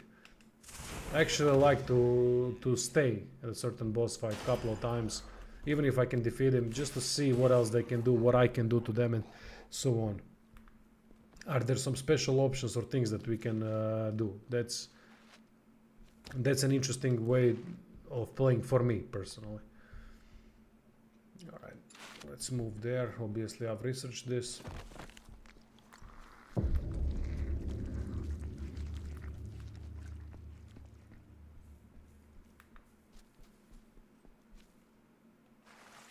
Can you parry? There is a perfect block, and you can block with the shield, but I haven't found any other weapon yet, which means that I don't know how other weapon functions as of yet. I'm hoping to find something else, especially daggers. I'm really intrigued in playing with daggers. There's also battle staff, which seems to have some interesting abilities, but it's interesting on paper. I don't know if it's really interesting, if it's well done or not.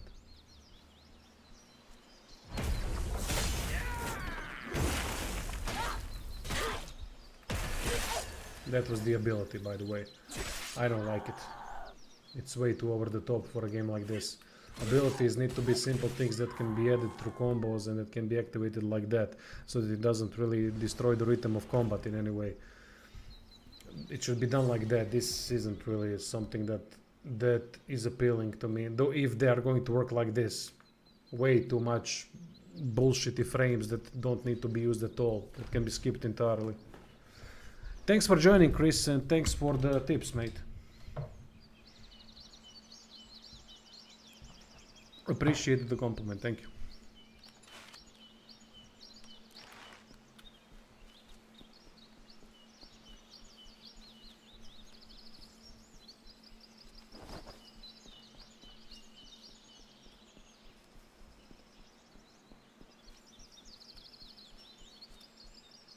You.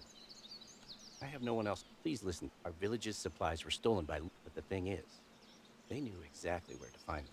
Someone from inside, please. If we want to survive, I can't do it alone. Please, will you help me? Investigate the looted site.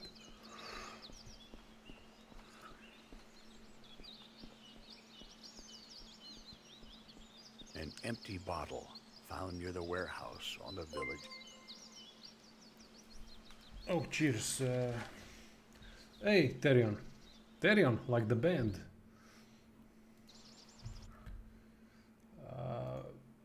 Second. Oh gosh, cheers, man. Come on, dude. That's too much, but thank you, man. Really appreciate it. Really helps, especially now that I've lost monetization for my kids' channel. So now I'm kind of 30 to 40% down when it comes to money per month until I get the monetization back in a couple of months, if I get it back. Because YouTube constantly keeps fucking me. It's annoying as heck. So I really appreciate it, guys. Thank you, man. Thank you. What's up, bro? I was just running through the forest in Japan and I think I heard a monkey at an Irish shrine on a hiking trail in the middle of the night. What now? You on mushrooms, mate? Crazy Desi Gaming. Nice. How is the game? Worth to buy? I can't say if it's worth to buy. That's extremely subjective. If it's worth to buy to you or how much you are willing to pay for a game. So far it's a solid Souls-like. It's nothing really that's gonna blow your mind from what I've seen so far, but it's it has good things about it. I'm waiting for the full version. This is not a full version. So it's difficult for me to know how good the full version is going to be. I would definitely change a lot of things, and I think it would lead to a better, more polished outcome and better, more effective combat. But from what I've seen so far, they really put an effort in combat in a way that it's quite polished in terms of enemy design and what enemies do. It's not just basic, just full attack tracking bullshit stuff all along, all the way, that is. They really have the time off to recuperate, to recover, and then to attack again. So it's fine in that regard. Fighting enemies is not a nuisance, it's not tedious. But there is a problem with the main combo. You can spam the main combo, which is a 6 attack combo that continuously staggers the enemies. And considering they've decided to make it a 6 attack combo, it can break the rhythm of combat by just you standing there and slashing the enemy because they can't do anything about it. It's a problematic thing, especially dodge as well is problematic because it's kind of too rigid and it travels too far. But some of the things like that, I don't know if they are going to change that or not. Then we have the charging attack, which uses way too many frames for an attack in a game like this. It's way too fantasy. Just doesn't fit, doesn't work, and it puts you into nasty situations. While at the same time being quite an important move, because a lot of the times, especially how the dodge works, you're going to be put into distant, you will be going to a distance like this. And then you have to run in and do the attack, and then they will counter the attack because it uses way too many frames. So there are little things like that in combat that will make combat, if improved, if corrected, a lot better. When it comes to the world, so far, is it some kind of a great storytelling? I haven't really been paying that much attention to it, to be fair, so I can't really give an assessment so far if it's that great. It's not bad. I can't say that it's bad, but it's also not particularly fantastic. That's just based on a superficial interaction with the writing and so on. So I don't want to judge that yet in any way. Bosses are kind of interesting. They're nothing special in regards to having some kind of unique experiences. They kind of similarly function in a way that how their size is. But they don't function similarly in the way their gameplay is. I just fought a very interesting boss in a way that the boss uses a lot of defensive moves. It blocks, kind of uses the perfect block to block your attack and then counter-attacks you, which is interesting. And then it also has a lot of kind of cheap, but at least it's a defensive move, jumps backwards. He does that a lot. He did that a lot, which can be interpreted as just a cheap mechanic to get out of the damage, to get out of the attack, and people who interpret it that way would be correct about it. But it also adds that defensive element to a degree.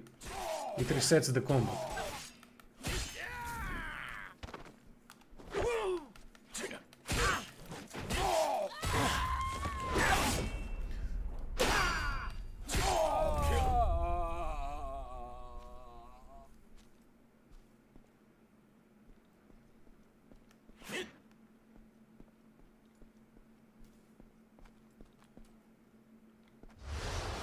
One thing that I'm interested in, how all the skills function and how the other weapons function, something that I haven't really been able to uncover since I've started playing the game only yesterday. That's going to also affect the overall opinion on the game, because such things can create different dynamics in combat, and it can create different combos that would be highly satisfying to perform if the abilities are done right. If the abilities are not done right, if they don't fit the game, like I think this ability doesn't fit that I'm about to do. What the fuck are they doing? Oh, they're... I didn't know they fight each other. Oh no, these are different factions. Interesting. See, they interrupted the attack easily. I don't like it. I really don't like that attack. What the fuck happened? How did I die? God damn.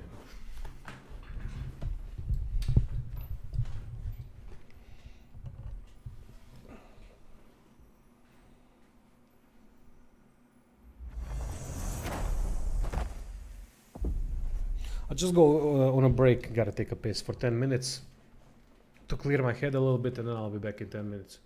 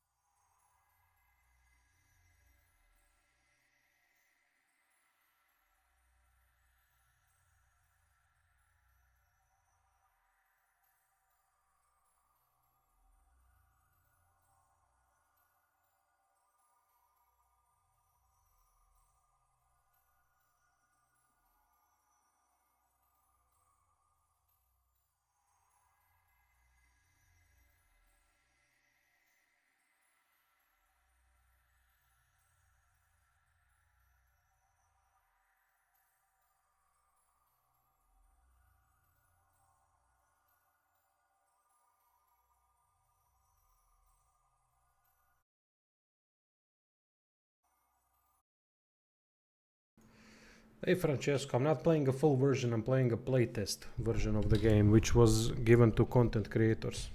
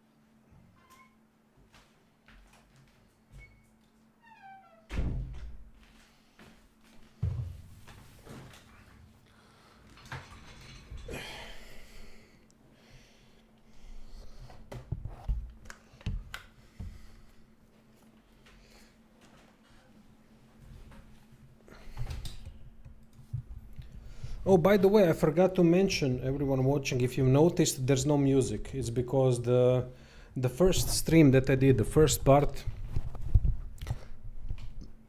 had a content, some kind of a content copyright bollocks with the music.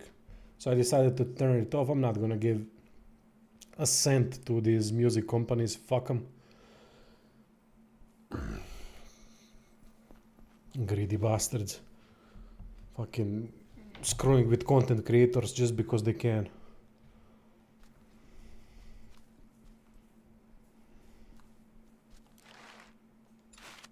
Just because YouTube is unable to do anything about it. I mean, they did something over the years, but this is all fairly weak. Wait for the reviews, mate. Never buy a game before it releases. Wait, have a trusted reviewers. Have some trusted reviewers that usually watch their videos and see, try to discern from a couple of videos, connect the dots if that game would be worth to you. Cedric?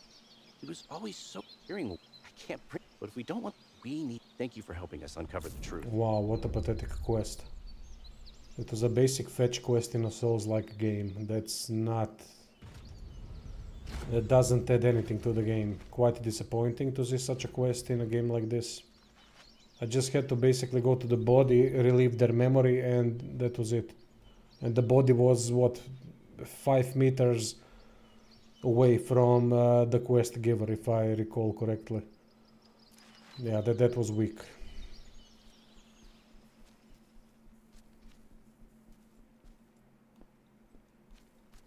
That's typical example of a filler content that doesn't add anything to the game, but it gives some kind of a reward based on completion so that you feel like you've done something useful.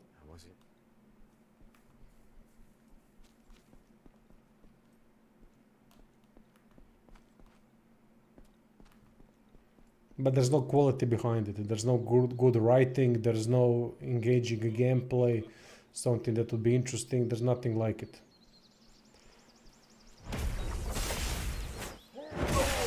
Oh, okay.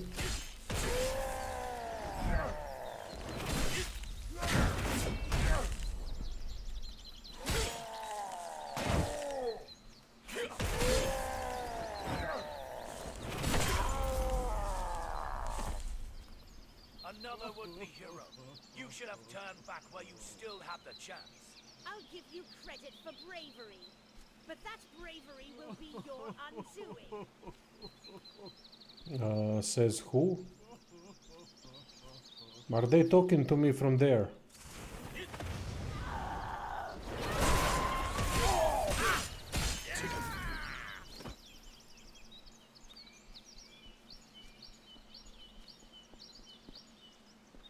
I lived thanks to you. Thank you for saving me.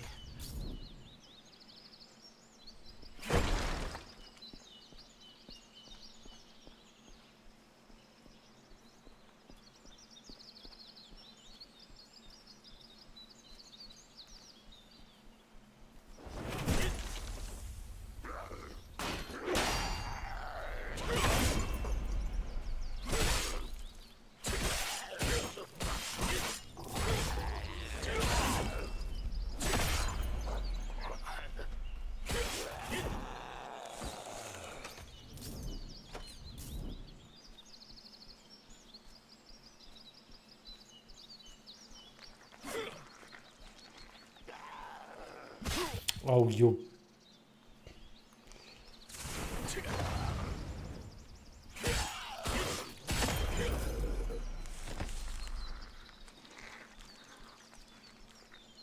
Due to how poise system works in this game, it's quite important to know the exact distance of the attack reach, because with it you can stop enemies in their tracks and continue the combo without being in some kind of a danger.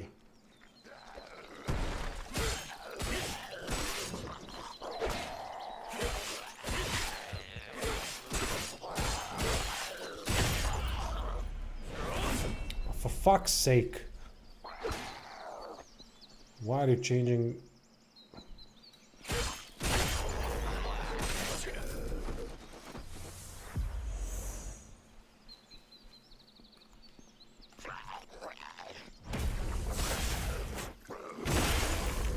Alright, the special attack can kill enemies instantly, smaller ones. That's good to know.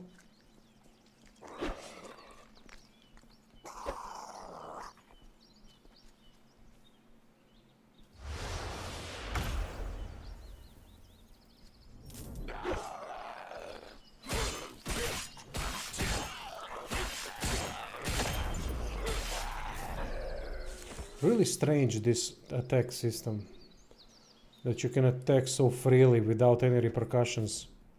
I mean, I do like that every hit has an impact, but not every hit should have the same amount of impact on the enemy. Not every hit is the same strength. Not every hit is the same technique. So I do like the hit feedback in terms of enemies being staggered and all that, but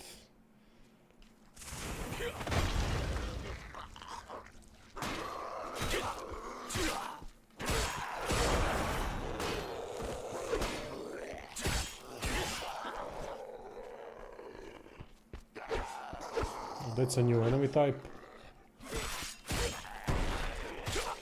Shit.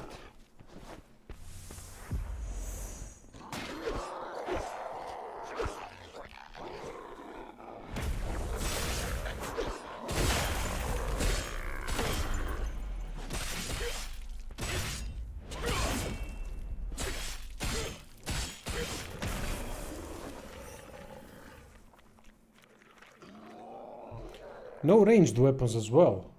Just realized that. Maybe I haven't found any, I don't know. Maybe there is a bow later that we can find, but I haven't seen it in the weapon tree.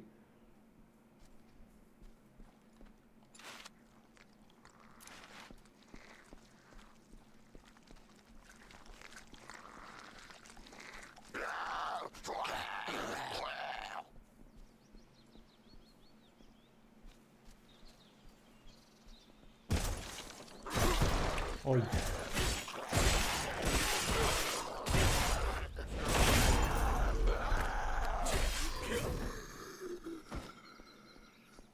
I also think for a game like this, there's too many visual effects for simple attacks.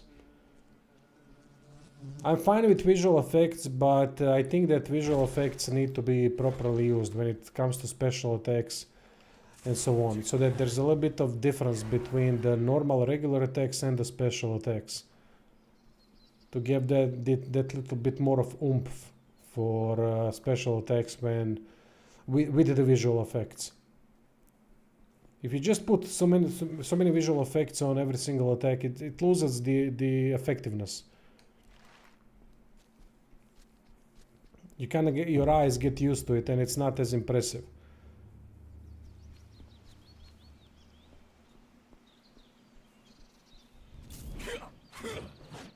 Why can't we, for example, destroy this? We could destroy so many things in this game, but we can't destroy this. Is the game worth buying? I can't tell you that, mate. That's subjective extremely. If it's worth buying, I'll make a review in a couple of days. Damn looters. What is it, a boss?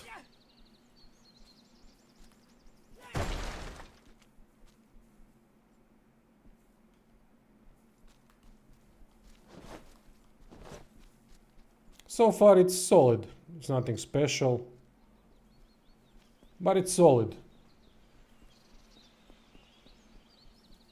Though my opinion is subject to change, of course, because I haven't really played it for that long. Couple of hours only.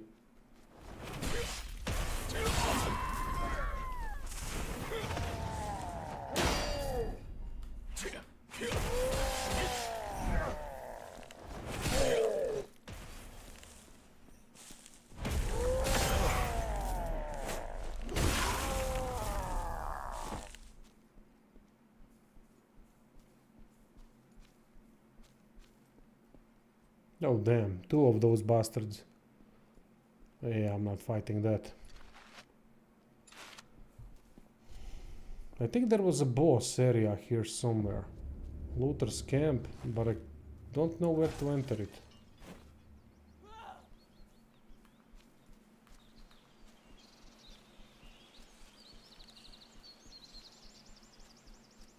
Ah, there it is. Or maybe it's not a boss area, just a regular one.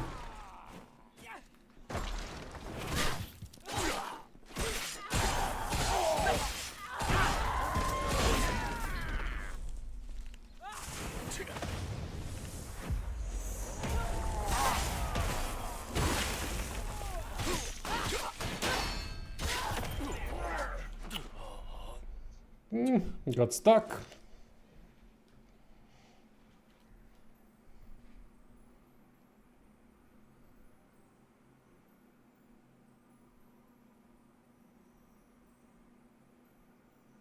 I thought there was some kind of a boss there. Because I saw some kind of weapon that I haven't seen yet. I'm gonna try to revisit that location. So we gotta go to the looter's camp.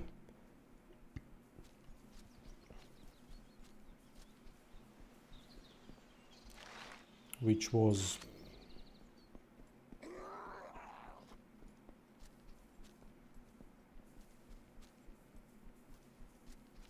I think it was there. Yeah, okay.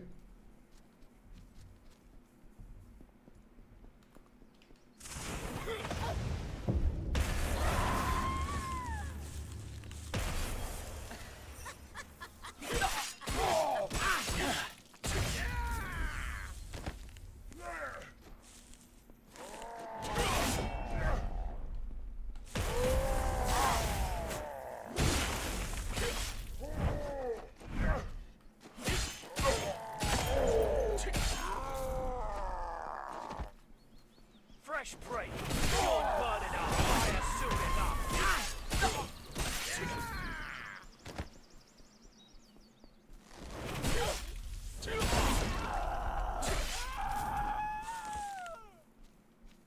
They kinda scream way too much.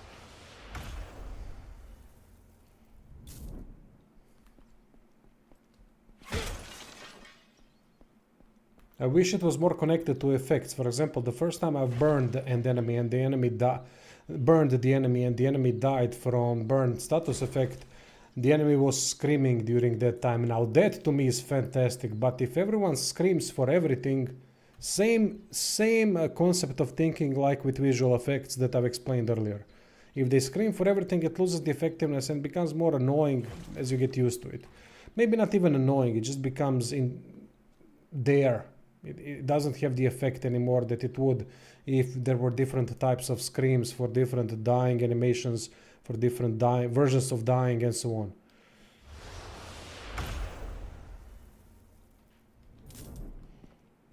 Maybe they changed a lot of these things until the full release.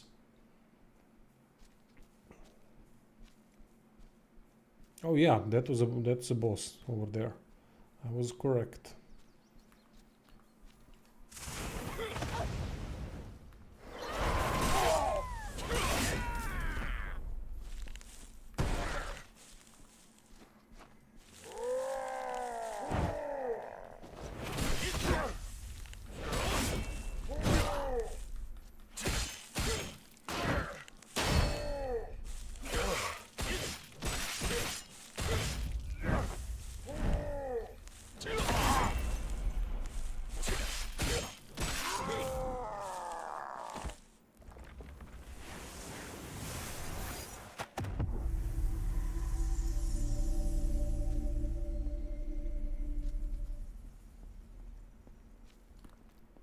screams are unnecessary. What has turned to ash no longer speaks. Help! Somebody help me! Please. Anyone. Please! Damn looters.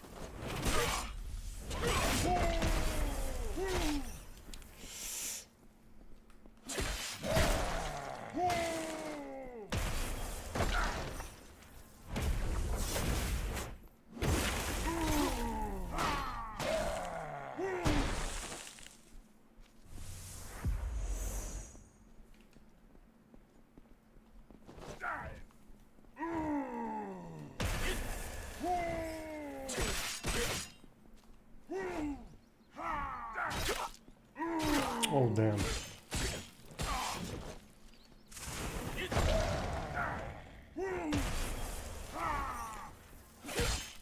There's a very weak effect of that fireball that I cast. In terms of visual effects, for example, there's so many visual effects. These are empty visual effects on normal attacks. But when you do a spell needs to have more effects. It makes spells a lot more effective in terms of immersion and the hit impact when it has more effects on it, and the impact on the enemy, so that the enemy starts burning immediately, or it has some kind of a burning effect even for a short while. Something that points out to the fact that he just got burned with a fireball. This is where effects play much bigger role. You don't need effects on normal sword attacks like what he's doing right now. It's completely unnecessary.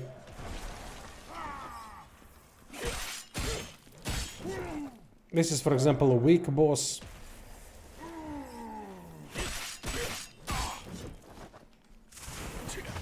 In terms of design, not in terms of difficulty.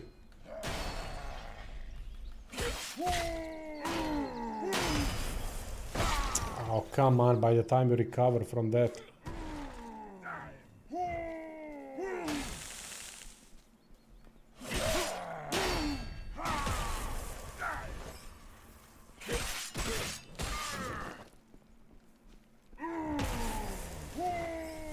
Yeah, these are weak not instant animations, but plastic animations.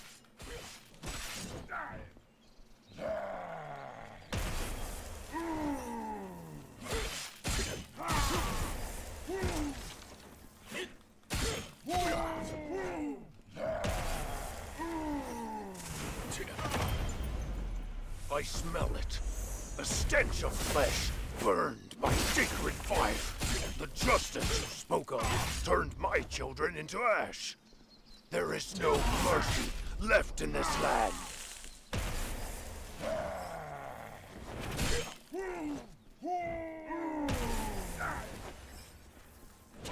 Everything must burn. You, me, this world. Only then will there be silence.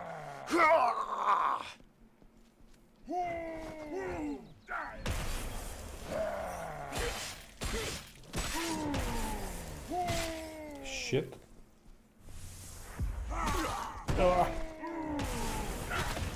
God damn it. Lousy bastard.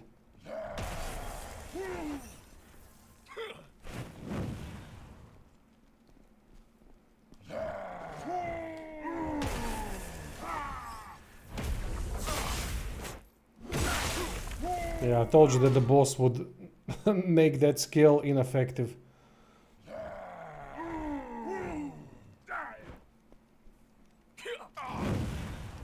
Oh, nice. Keep burning.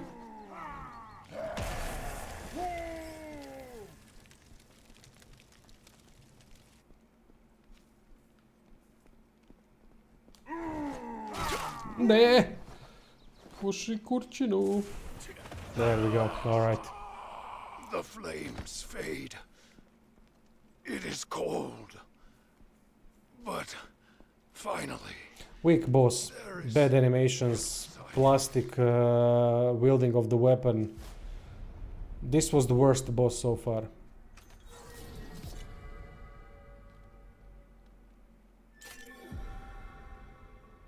Thank you so much. I'd like to, if you visit my, just I need to go now. I will never forget this kindness.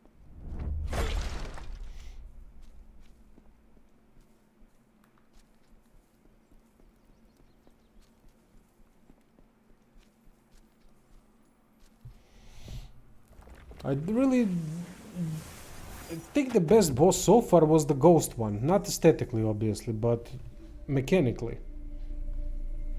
It offered something more.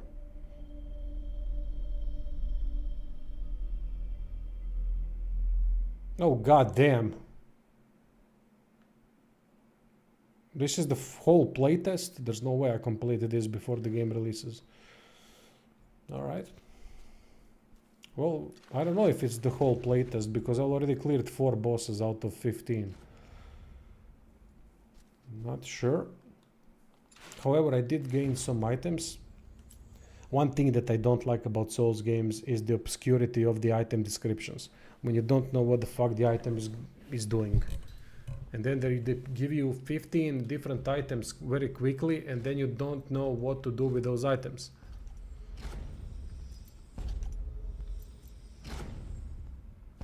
What is this? Temporarily increases maximum stamina. Alright.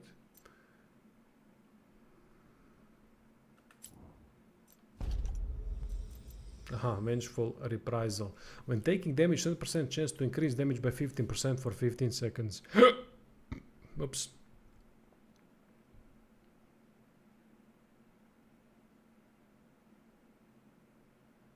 Hey Marius, hey, Des Jardin. Restore 4 HP per second. Ah, interesting.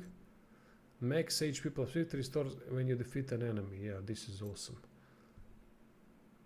Max HP plus 20. Alright, we're gonna change this one. Oh no, we're not gonna change anything. Max stamina plus 20. Alright, we are good. Just wish that I can find another weapon to play test that a little bit. Either way, it's quite obvious where we need to go. The boss is down.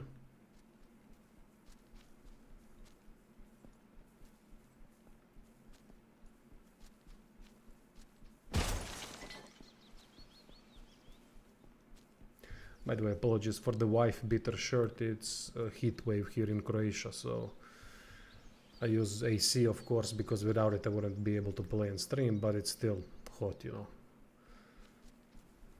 Not my favorite apparel, trust me. Don't want to present myself like that, but it's hot, so...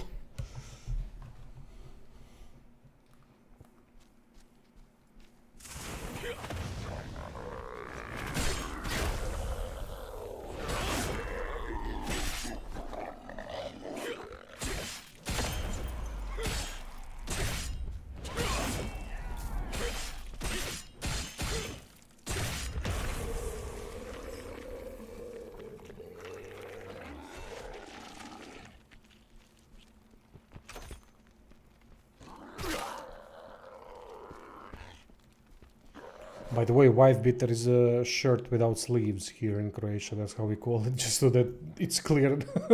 There wasn't any beating of people on the stream, so that we are on the same page.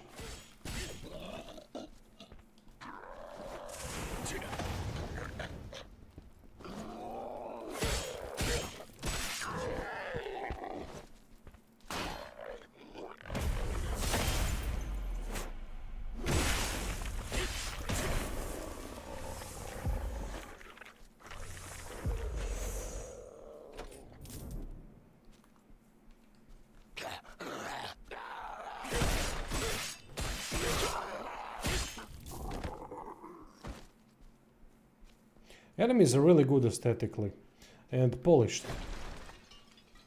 in terms of their attacks. It does surprise me when developers manage to do that. It really adds a lot to combat. This is a rare case where I'm less happy with what we can do as the character than how the enemy design is. Usually, one of my main criticism points of many games is the difficulty design, modern games, and the enemy design. it's because they do the same thing all the time and it's just not interesting to play against enemies. And then, but the character thing, the what we can do is quite on a high level in many of those games. Now this is the game where currently at this point I think that enemy design surpasses the character design in terms of combat. It's polished really. Not that the enemies are doing some, I don't know how many interesting things or whatnot, but they are polished in what they do, which makes things interesting. I wish they would have more defensive moves. I've seen some defensive moves on some of the enemies, but I would definitely like to see more on the smaller enemies to make smaller encounters more interesting. I thought that damned old village chief would come, but people never change. Why are you doing this, Cleaver? It was the same back then, when Murak and Avery died. Oh, what the fuck is this? This is new. When villagers died, he just brushed it off as if it was nothing. Let us go. I can't Oh, believe fuck. I trusted and followed such a person. Staying in the village only results in losing what's dear to you. Like I lost Moana. How could Cleaver do this to us? But now it's different. This time, I will Whoa. take away what's most precious to the village chief. All right.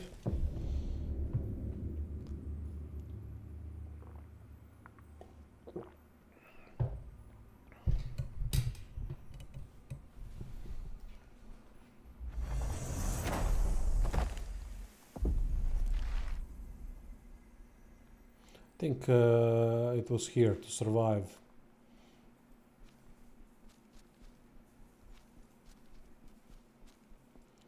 You know what I haven't tried doing in this game yet? Skipping enemies. I don't know if that's possible, so let's see.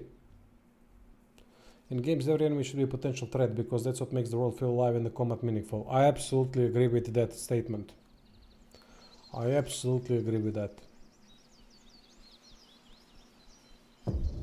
The main thing that I do agree with that. I think that's important, especially in Souls-likes. But my main point that I was aiming at is polished in terms of attack, so it's not just pure attack tracking, 100% attack tracking, mid-air attack tracking, and just constant aggression without stamina system and things like that. I like when enemies fall under the same rules that we have. And then we can play a chess match of sorts. Then it becomes more tactical combat. Then it becomes just as pure spam or pure, I don't know, basic thing that we are doing constantly, like we are doing in this game, for example. It's not because of the enemy design. It's because of more about the systems in place. And when you're playing against two enemies, it's a different story. Things change drastically.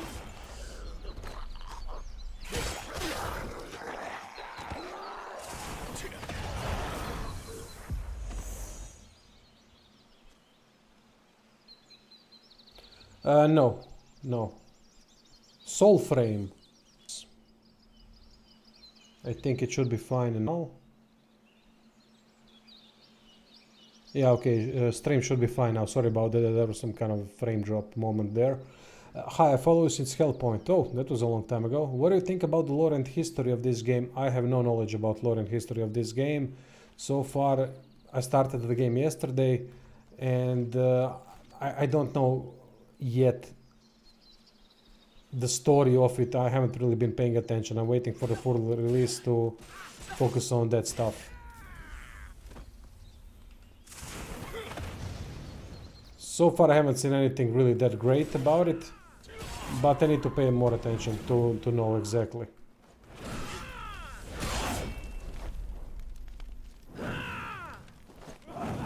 What the fuck is this enemy?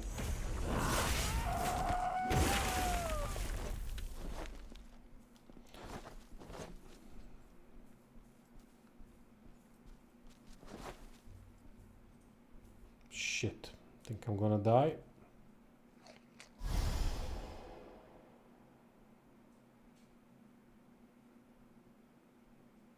Oh, no. Okay, that was that was 1 HP moment. Do you like this game? Sort of. Sort of. I'm kinda indifferent towards it at this point. I want to see the full version and what changes they will bring in the full version, because if they adjust some of the things that I've mentioned many times, I think that this game could be really good. But they would have to really adjust. And remember, I don't know how realistic that is, because the playtest is a version of the game 3 weeks before the official release. Which isn't a lot of time, you know.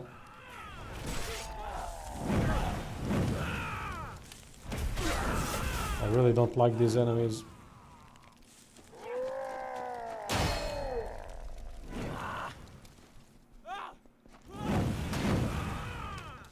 Shit.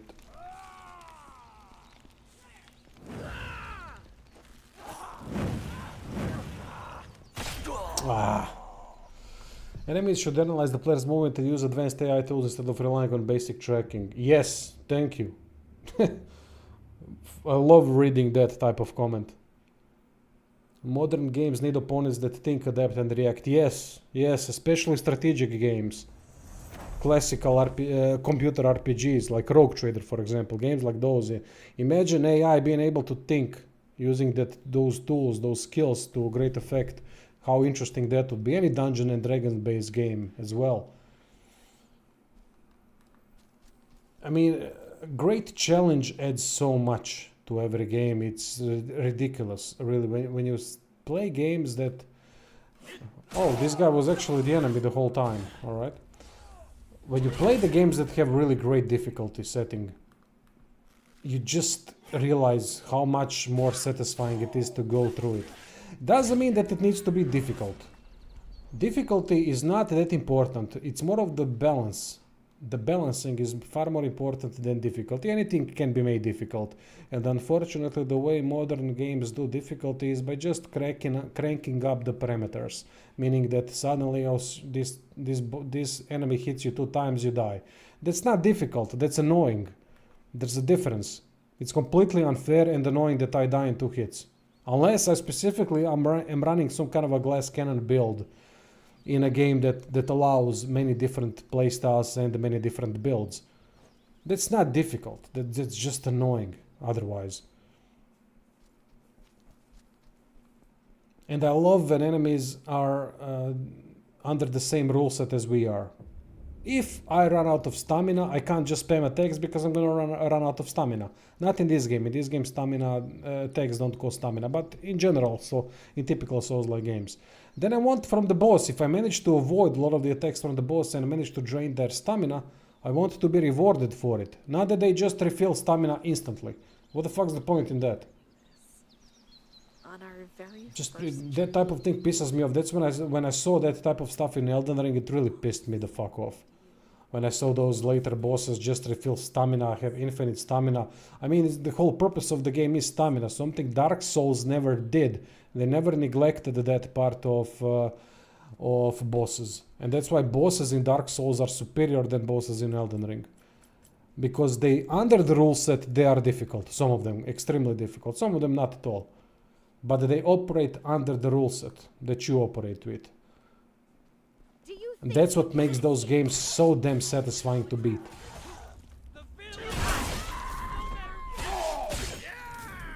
While those games are far away from balanced, let's not lie to ourselves. It's far away from balanced games. But if you're playing melee style, I love melee style. I prefer playing those types of games purely through melee builds. A sword lies shattered. It can be a nasty experience. In a good way, a lot of the times.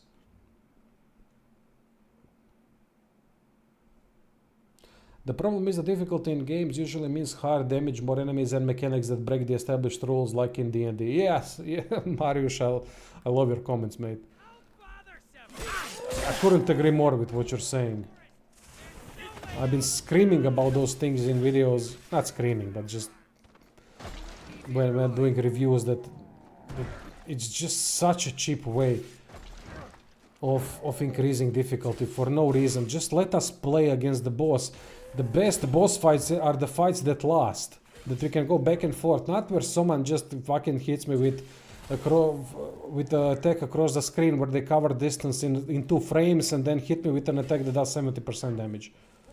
I mean, fuck that shit. Then I have to heal for 3 times just to get back to full health, or they hit me once before that and just finish me off with a second hit. I fucking hate that shit. Let us enjoy the combat system. Let us challenge us in a way, challenge us through movement, challenge us through enemy cutting corners, making us fight on their terms, but while they are still under their rule set. That's what makes fantastic boss fights. That's what makes fantastic fights overall. That's why I love dojo missions in Neo. While they still have the problem of too high of parameters when it comes to damage numbers, but those dojo fights are so damn good most of the time, because they give you a limited skill set, but they still allow for a lot of the normal melee moves to be used. And it's just so satisfying to beat someone in the dojo mission, purely because of the fact that we were limited. Oh, for fuck's sake, I hate these fire enemies. The worst enemy so far. And I loved just challenging myself in those missions because even the smallest moveset, that the smallest skill ability move that wasn't damaging that much, but it could be chained into something very effective. And that's what made Neo so goddamn good in those dojo missions.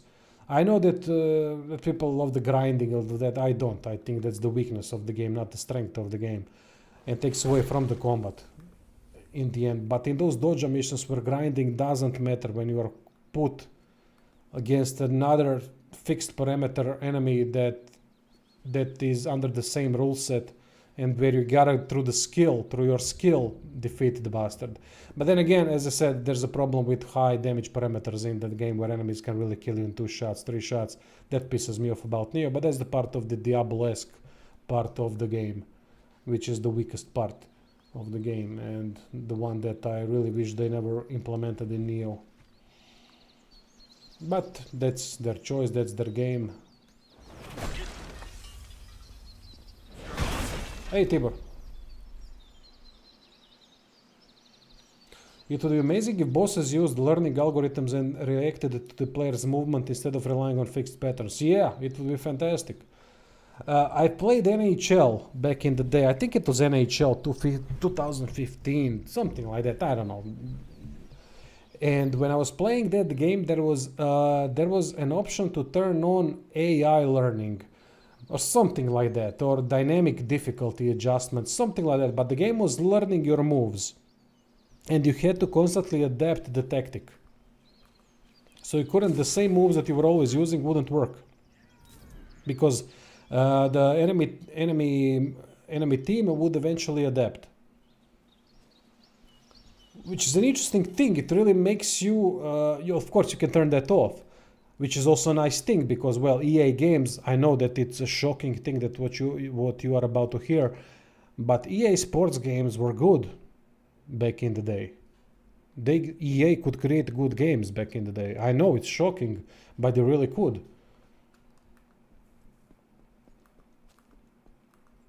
And it's a shame that they've decided to choose the path of least resistance and just invest into marketing without investing into games anymore. It's a shame, because how football, American football, tennis, rugby, you name it, handball, there's no handball game, very few handball games, volleyball, whatever sport you want, basketball, which also dropped significantly quality-wise, NBA 2K, fucking shite compared to what it was. And it's just, they should be, at this point, FIFA should be a combination of Football Manager when it comes to management, career management, and with the simulation style play when controlling the team. That's what we should be having. Instead, we have career mode that strips features. You're fucking kidding me, man. They remove features, then they introduce them a couple of years after that. Say, oh, look at this, it's a feature, and they rename the feature. and market it as something new. I mean, Save me! Oh, thanks to it's the first time I disrespectful see someone fucks. walking around That's what they are. unarmed, and my name is those cursed.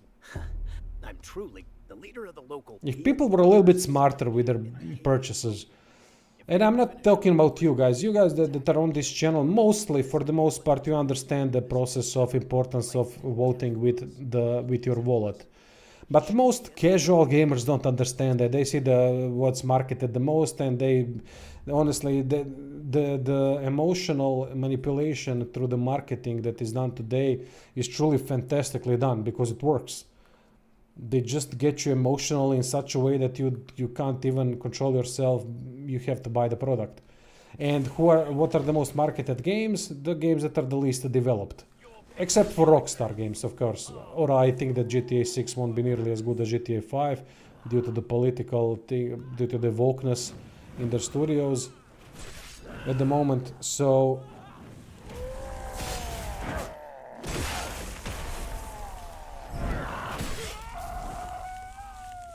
but for the most part, the highly marketed games are either unfinished mediocre ones, like Destiny. You remember Destiny? Holy shit, that fucking fail on the release date, I mean. Remember the marketing for that game? Fucking hell, man. It was like the second coming of Jesus Christ. Hell, I think at that point, if Jesus got resurrected, if he ever existed, I think he would be in second place to Destiny. People would say, no, Jesus, if you don't want to pick up the gamepad, shut the fuck up, you know. I'm playing Destiny. I think that would be the way of thinking at the time when Destiny was coming out.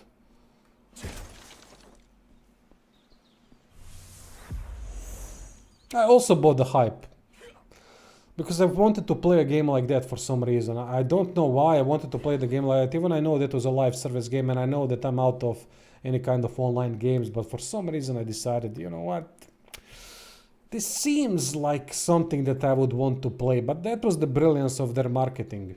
Fucking hell, they even had to fire Peter Dinklage because he did such a poor job.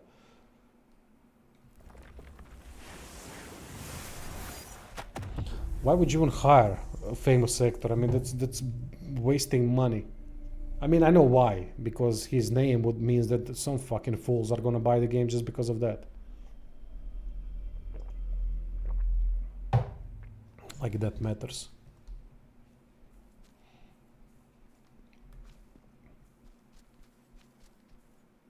Are you sent by the village chief? Who are you to help that guy? Okay, that worked.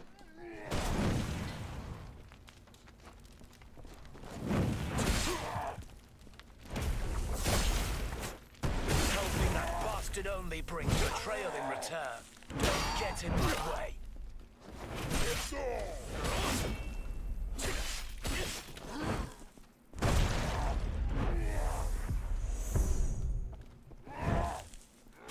Oh, for fuck's sake, stop.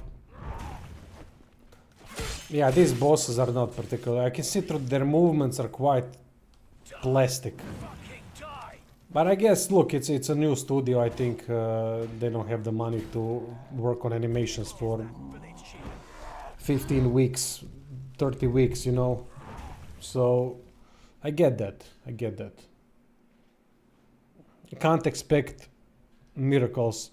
That's why I'm skeptical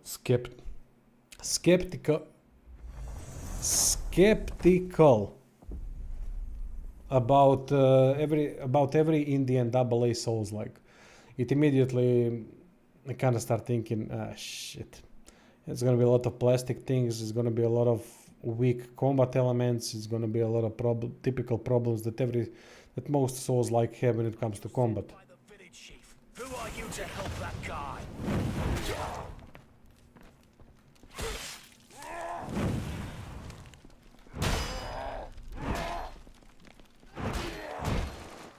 Souls-likes are some of the games where graphical fidelity matters. It's unfortunate to say that, I mean 3D Souls-likes, not 2D. But it does matter. Something I've realized when playing Demon's Souls Remake.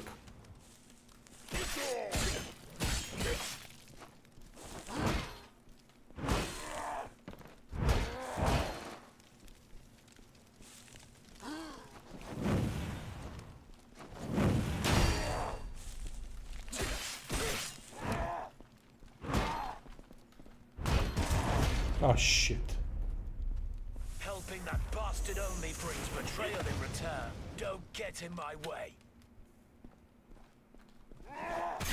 Oh, piss off with the bullshit tracking.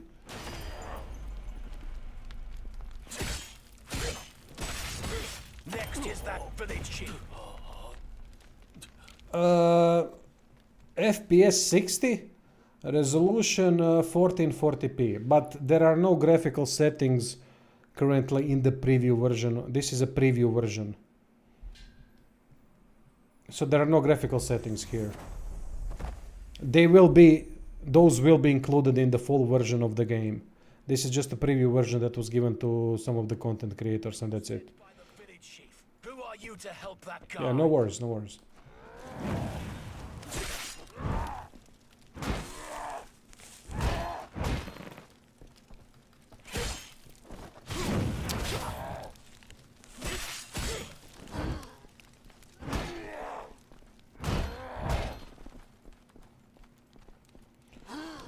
Damage over time is insane in this game, I have to say.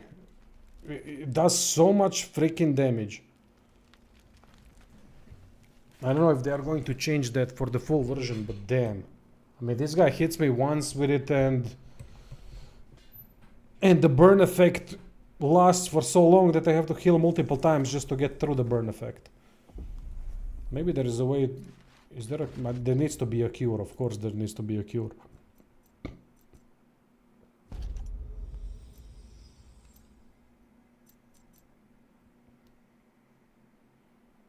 Alright, temporarily increases fire endurance, fire resistance.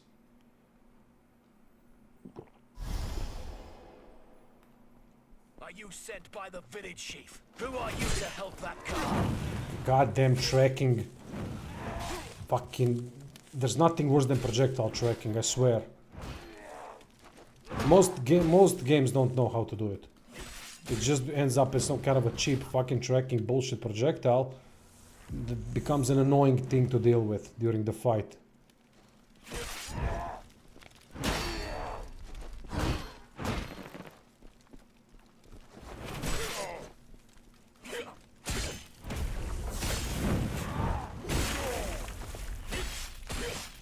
Next is that village chief. It's not like Sekiro, mate. It's not like... It's more... It's a lot like Souls-like games, but a little bit different. A little bit different. It's a little bit more plastic and fast, in a way, than most heavy-based Souls-likes.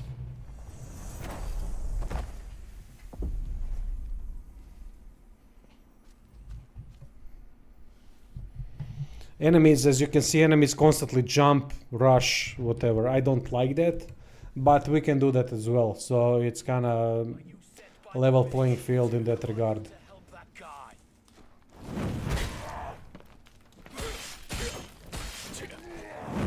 Yeah, fucking hate this shit.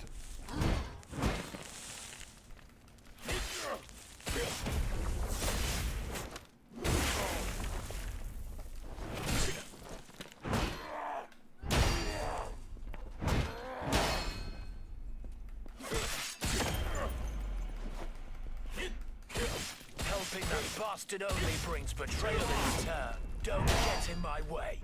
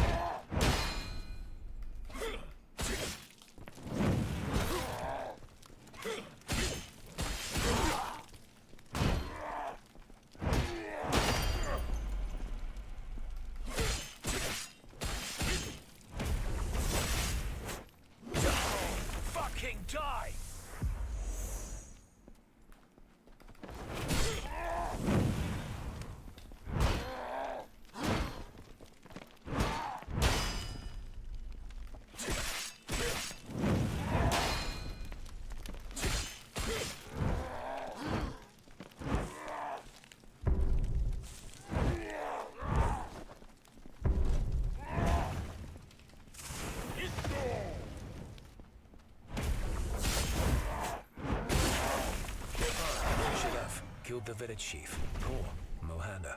I'm sorry. Just a difficulty spike, you mean? Aha. No, not really. Difficulty is relatively balanced from what I've seen so far.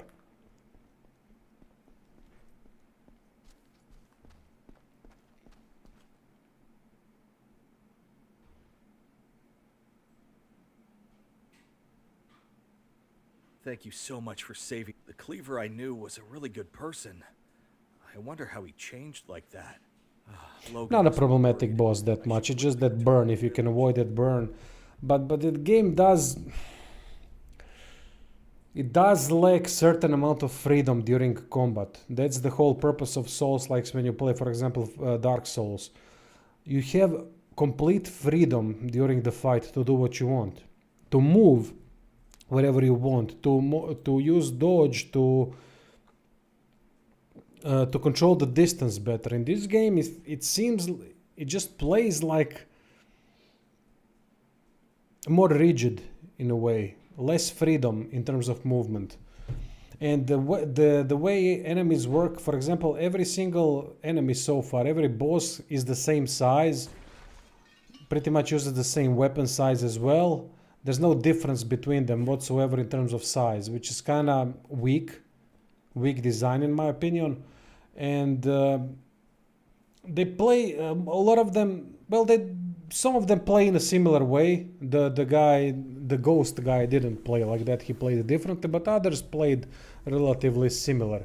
And the way they use the animations is seems too rigid.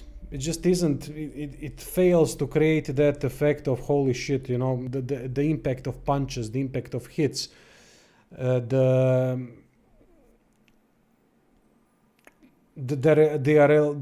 realistic animation of the moves.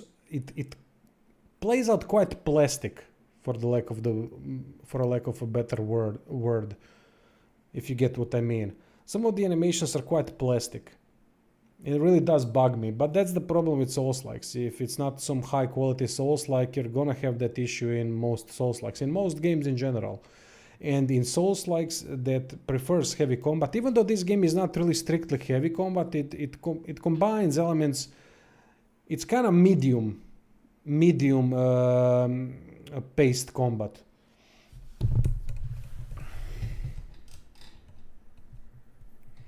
So yeah, we'll see what how the game does. So far I have a lot of concerns. I don't think this is a bad game. So far, from what I've seen, I wouldn't rate it, but I would rate my experience so far around 5 out of 10, something like that. But that's, look, you have to really disregard completely my experience because it's quite limited. I've unlocked only one skill so far. I've played with only one weapon so far out of what, 6 weapons I think that there is, 5. I haven't unlocked anything special. I haven't unlocked different magic. I've only beaten what, 5 bosses. It's very limited experience, and I can't change graphical settings because it's a preview version of the game. So we'll see how some of the things are changed during the final version. So Gothic 3 release date incoming or better. I have never played Gothic 3, mate. The only Gothic that I've played was the remake one. So I don't know if does that mean a good thing or a better thing. I'm guessing a bad thing if you're mentioning Gothic 3 release date. Usually when people mention a game and the release date of a particular game, it's never a positive thing. And it's difficult to say that. I don't know. I really don't know what I would say about the potential release date, because the preview version is the version of the game around a month, 3 weeks to 4 weeks to a month before the final release. So a couple of things they did have enough time to polish a couple of things, but to change things now, that's a different story altogether. Do I think that they will change some stuff? No, but then again, I don't know. I can't be certain about that. So anyway, that will be it for today. Thank you for watching. There's a lot of concurrent viewers for the streams for this game. I really liked it. I like that. Hopefully you enjoyed the stream. I'm trying my best. I'm not really a streamer. I'm always going to be a guide maker primarily, and then everything else. So I do my best what I can. I'm always open for feedback. For example, maybe get a better light.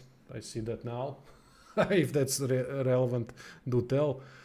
Gus, thank you a lot, mate. Really thank you a lot for the donation. It helps. Quite difficult time financially, so really helps. Anyway, thank you and stay tuned. I think I'll stream tomorrow again. I don't see why not. So many viewers. It's a joy to chat with all of you. So yeah, see you soon. Have a good one.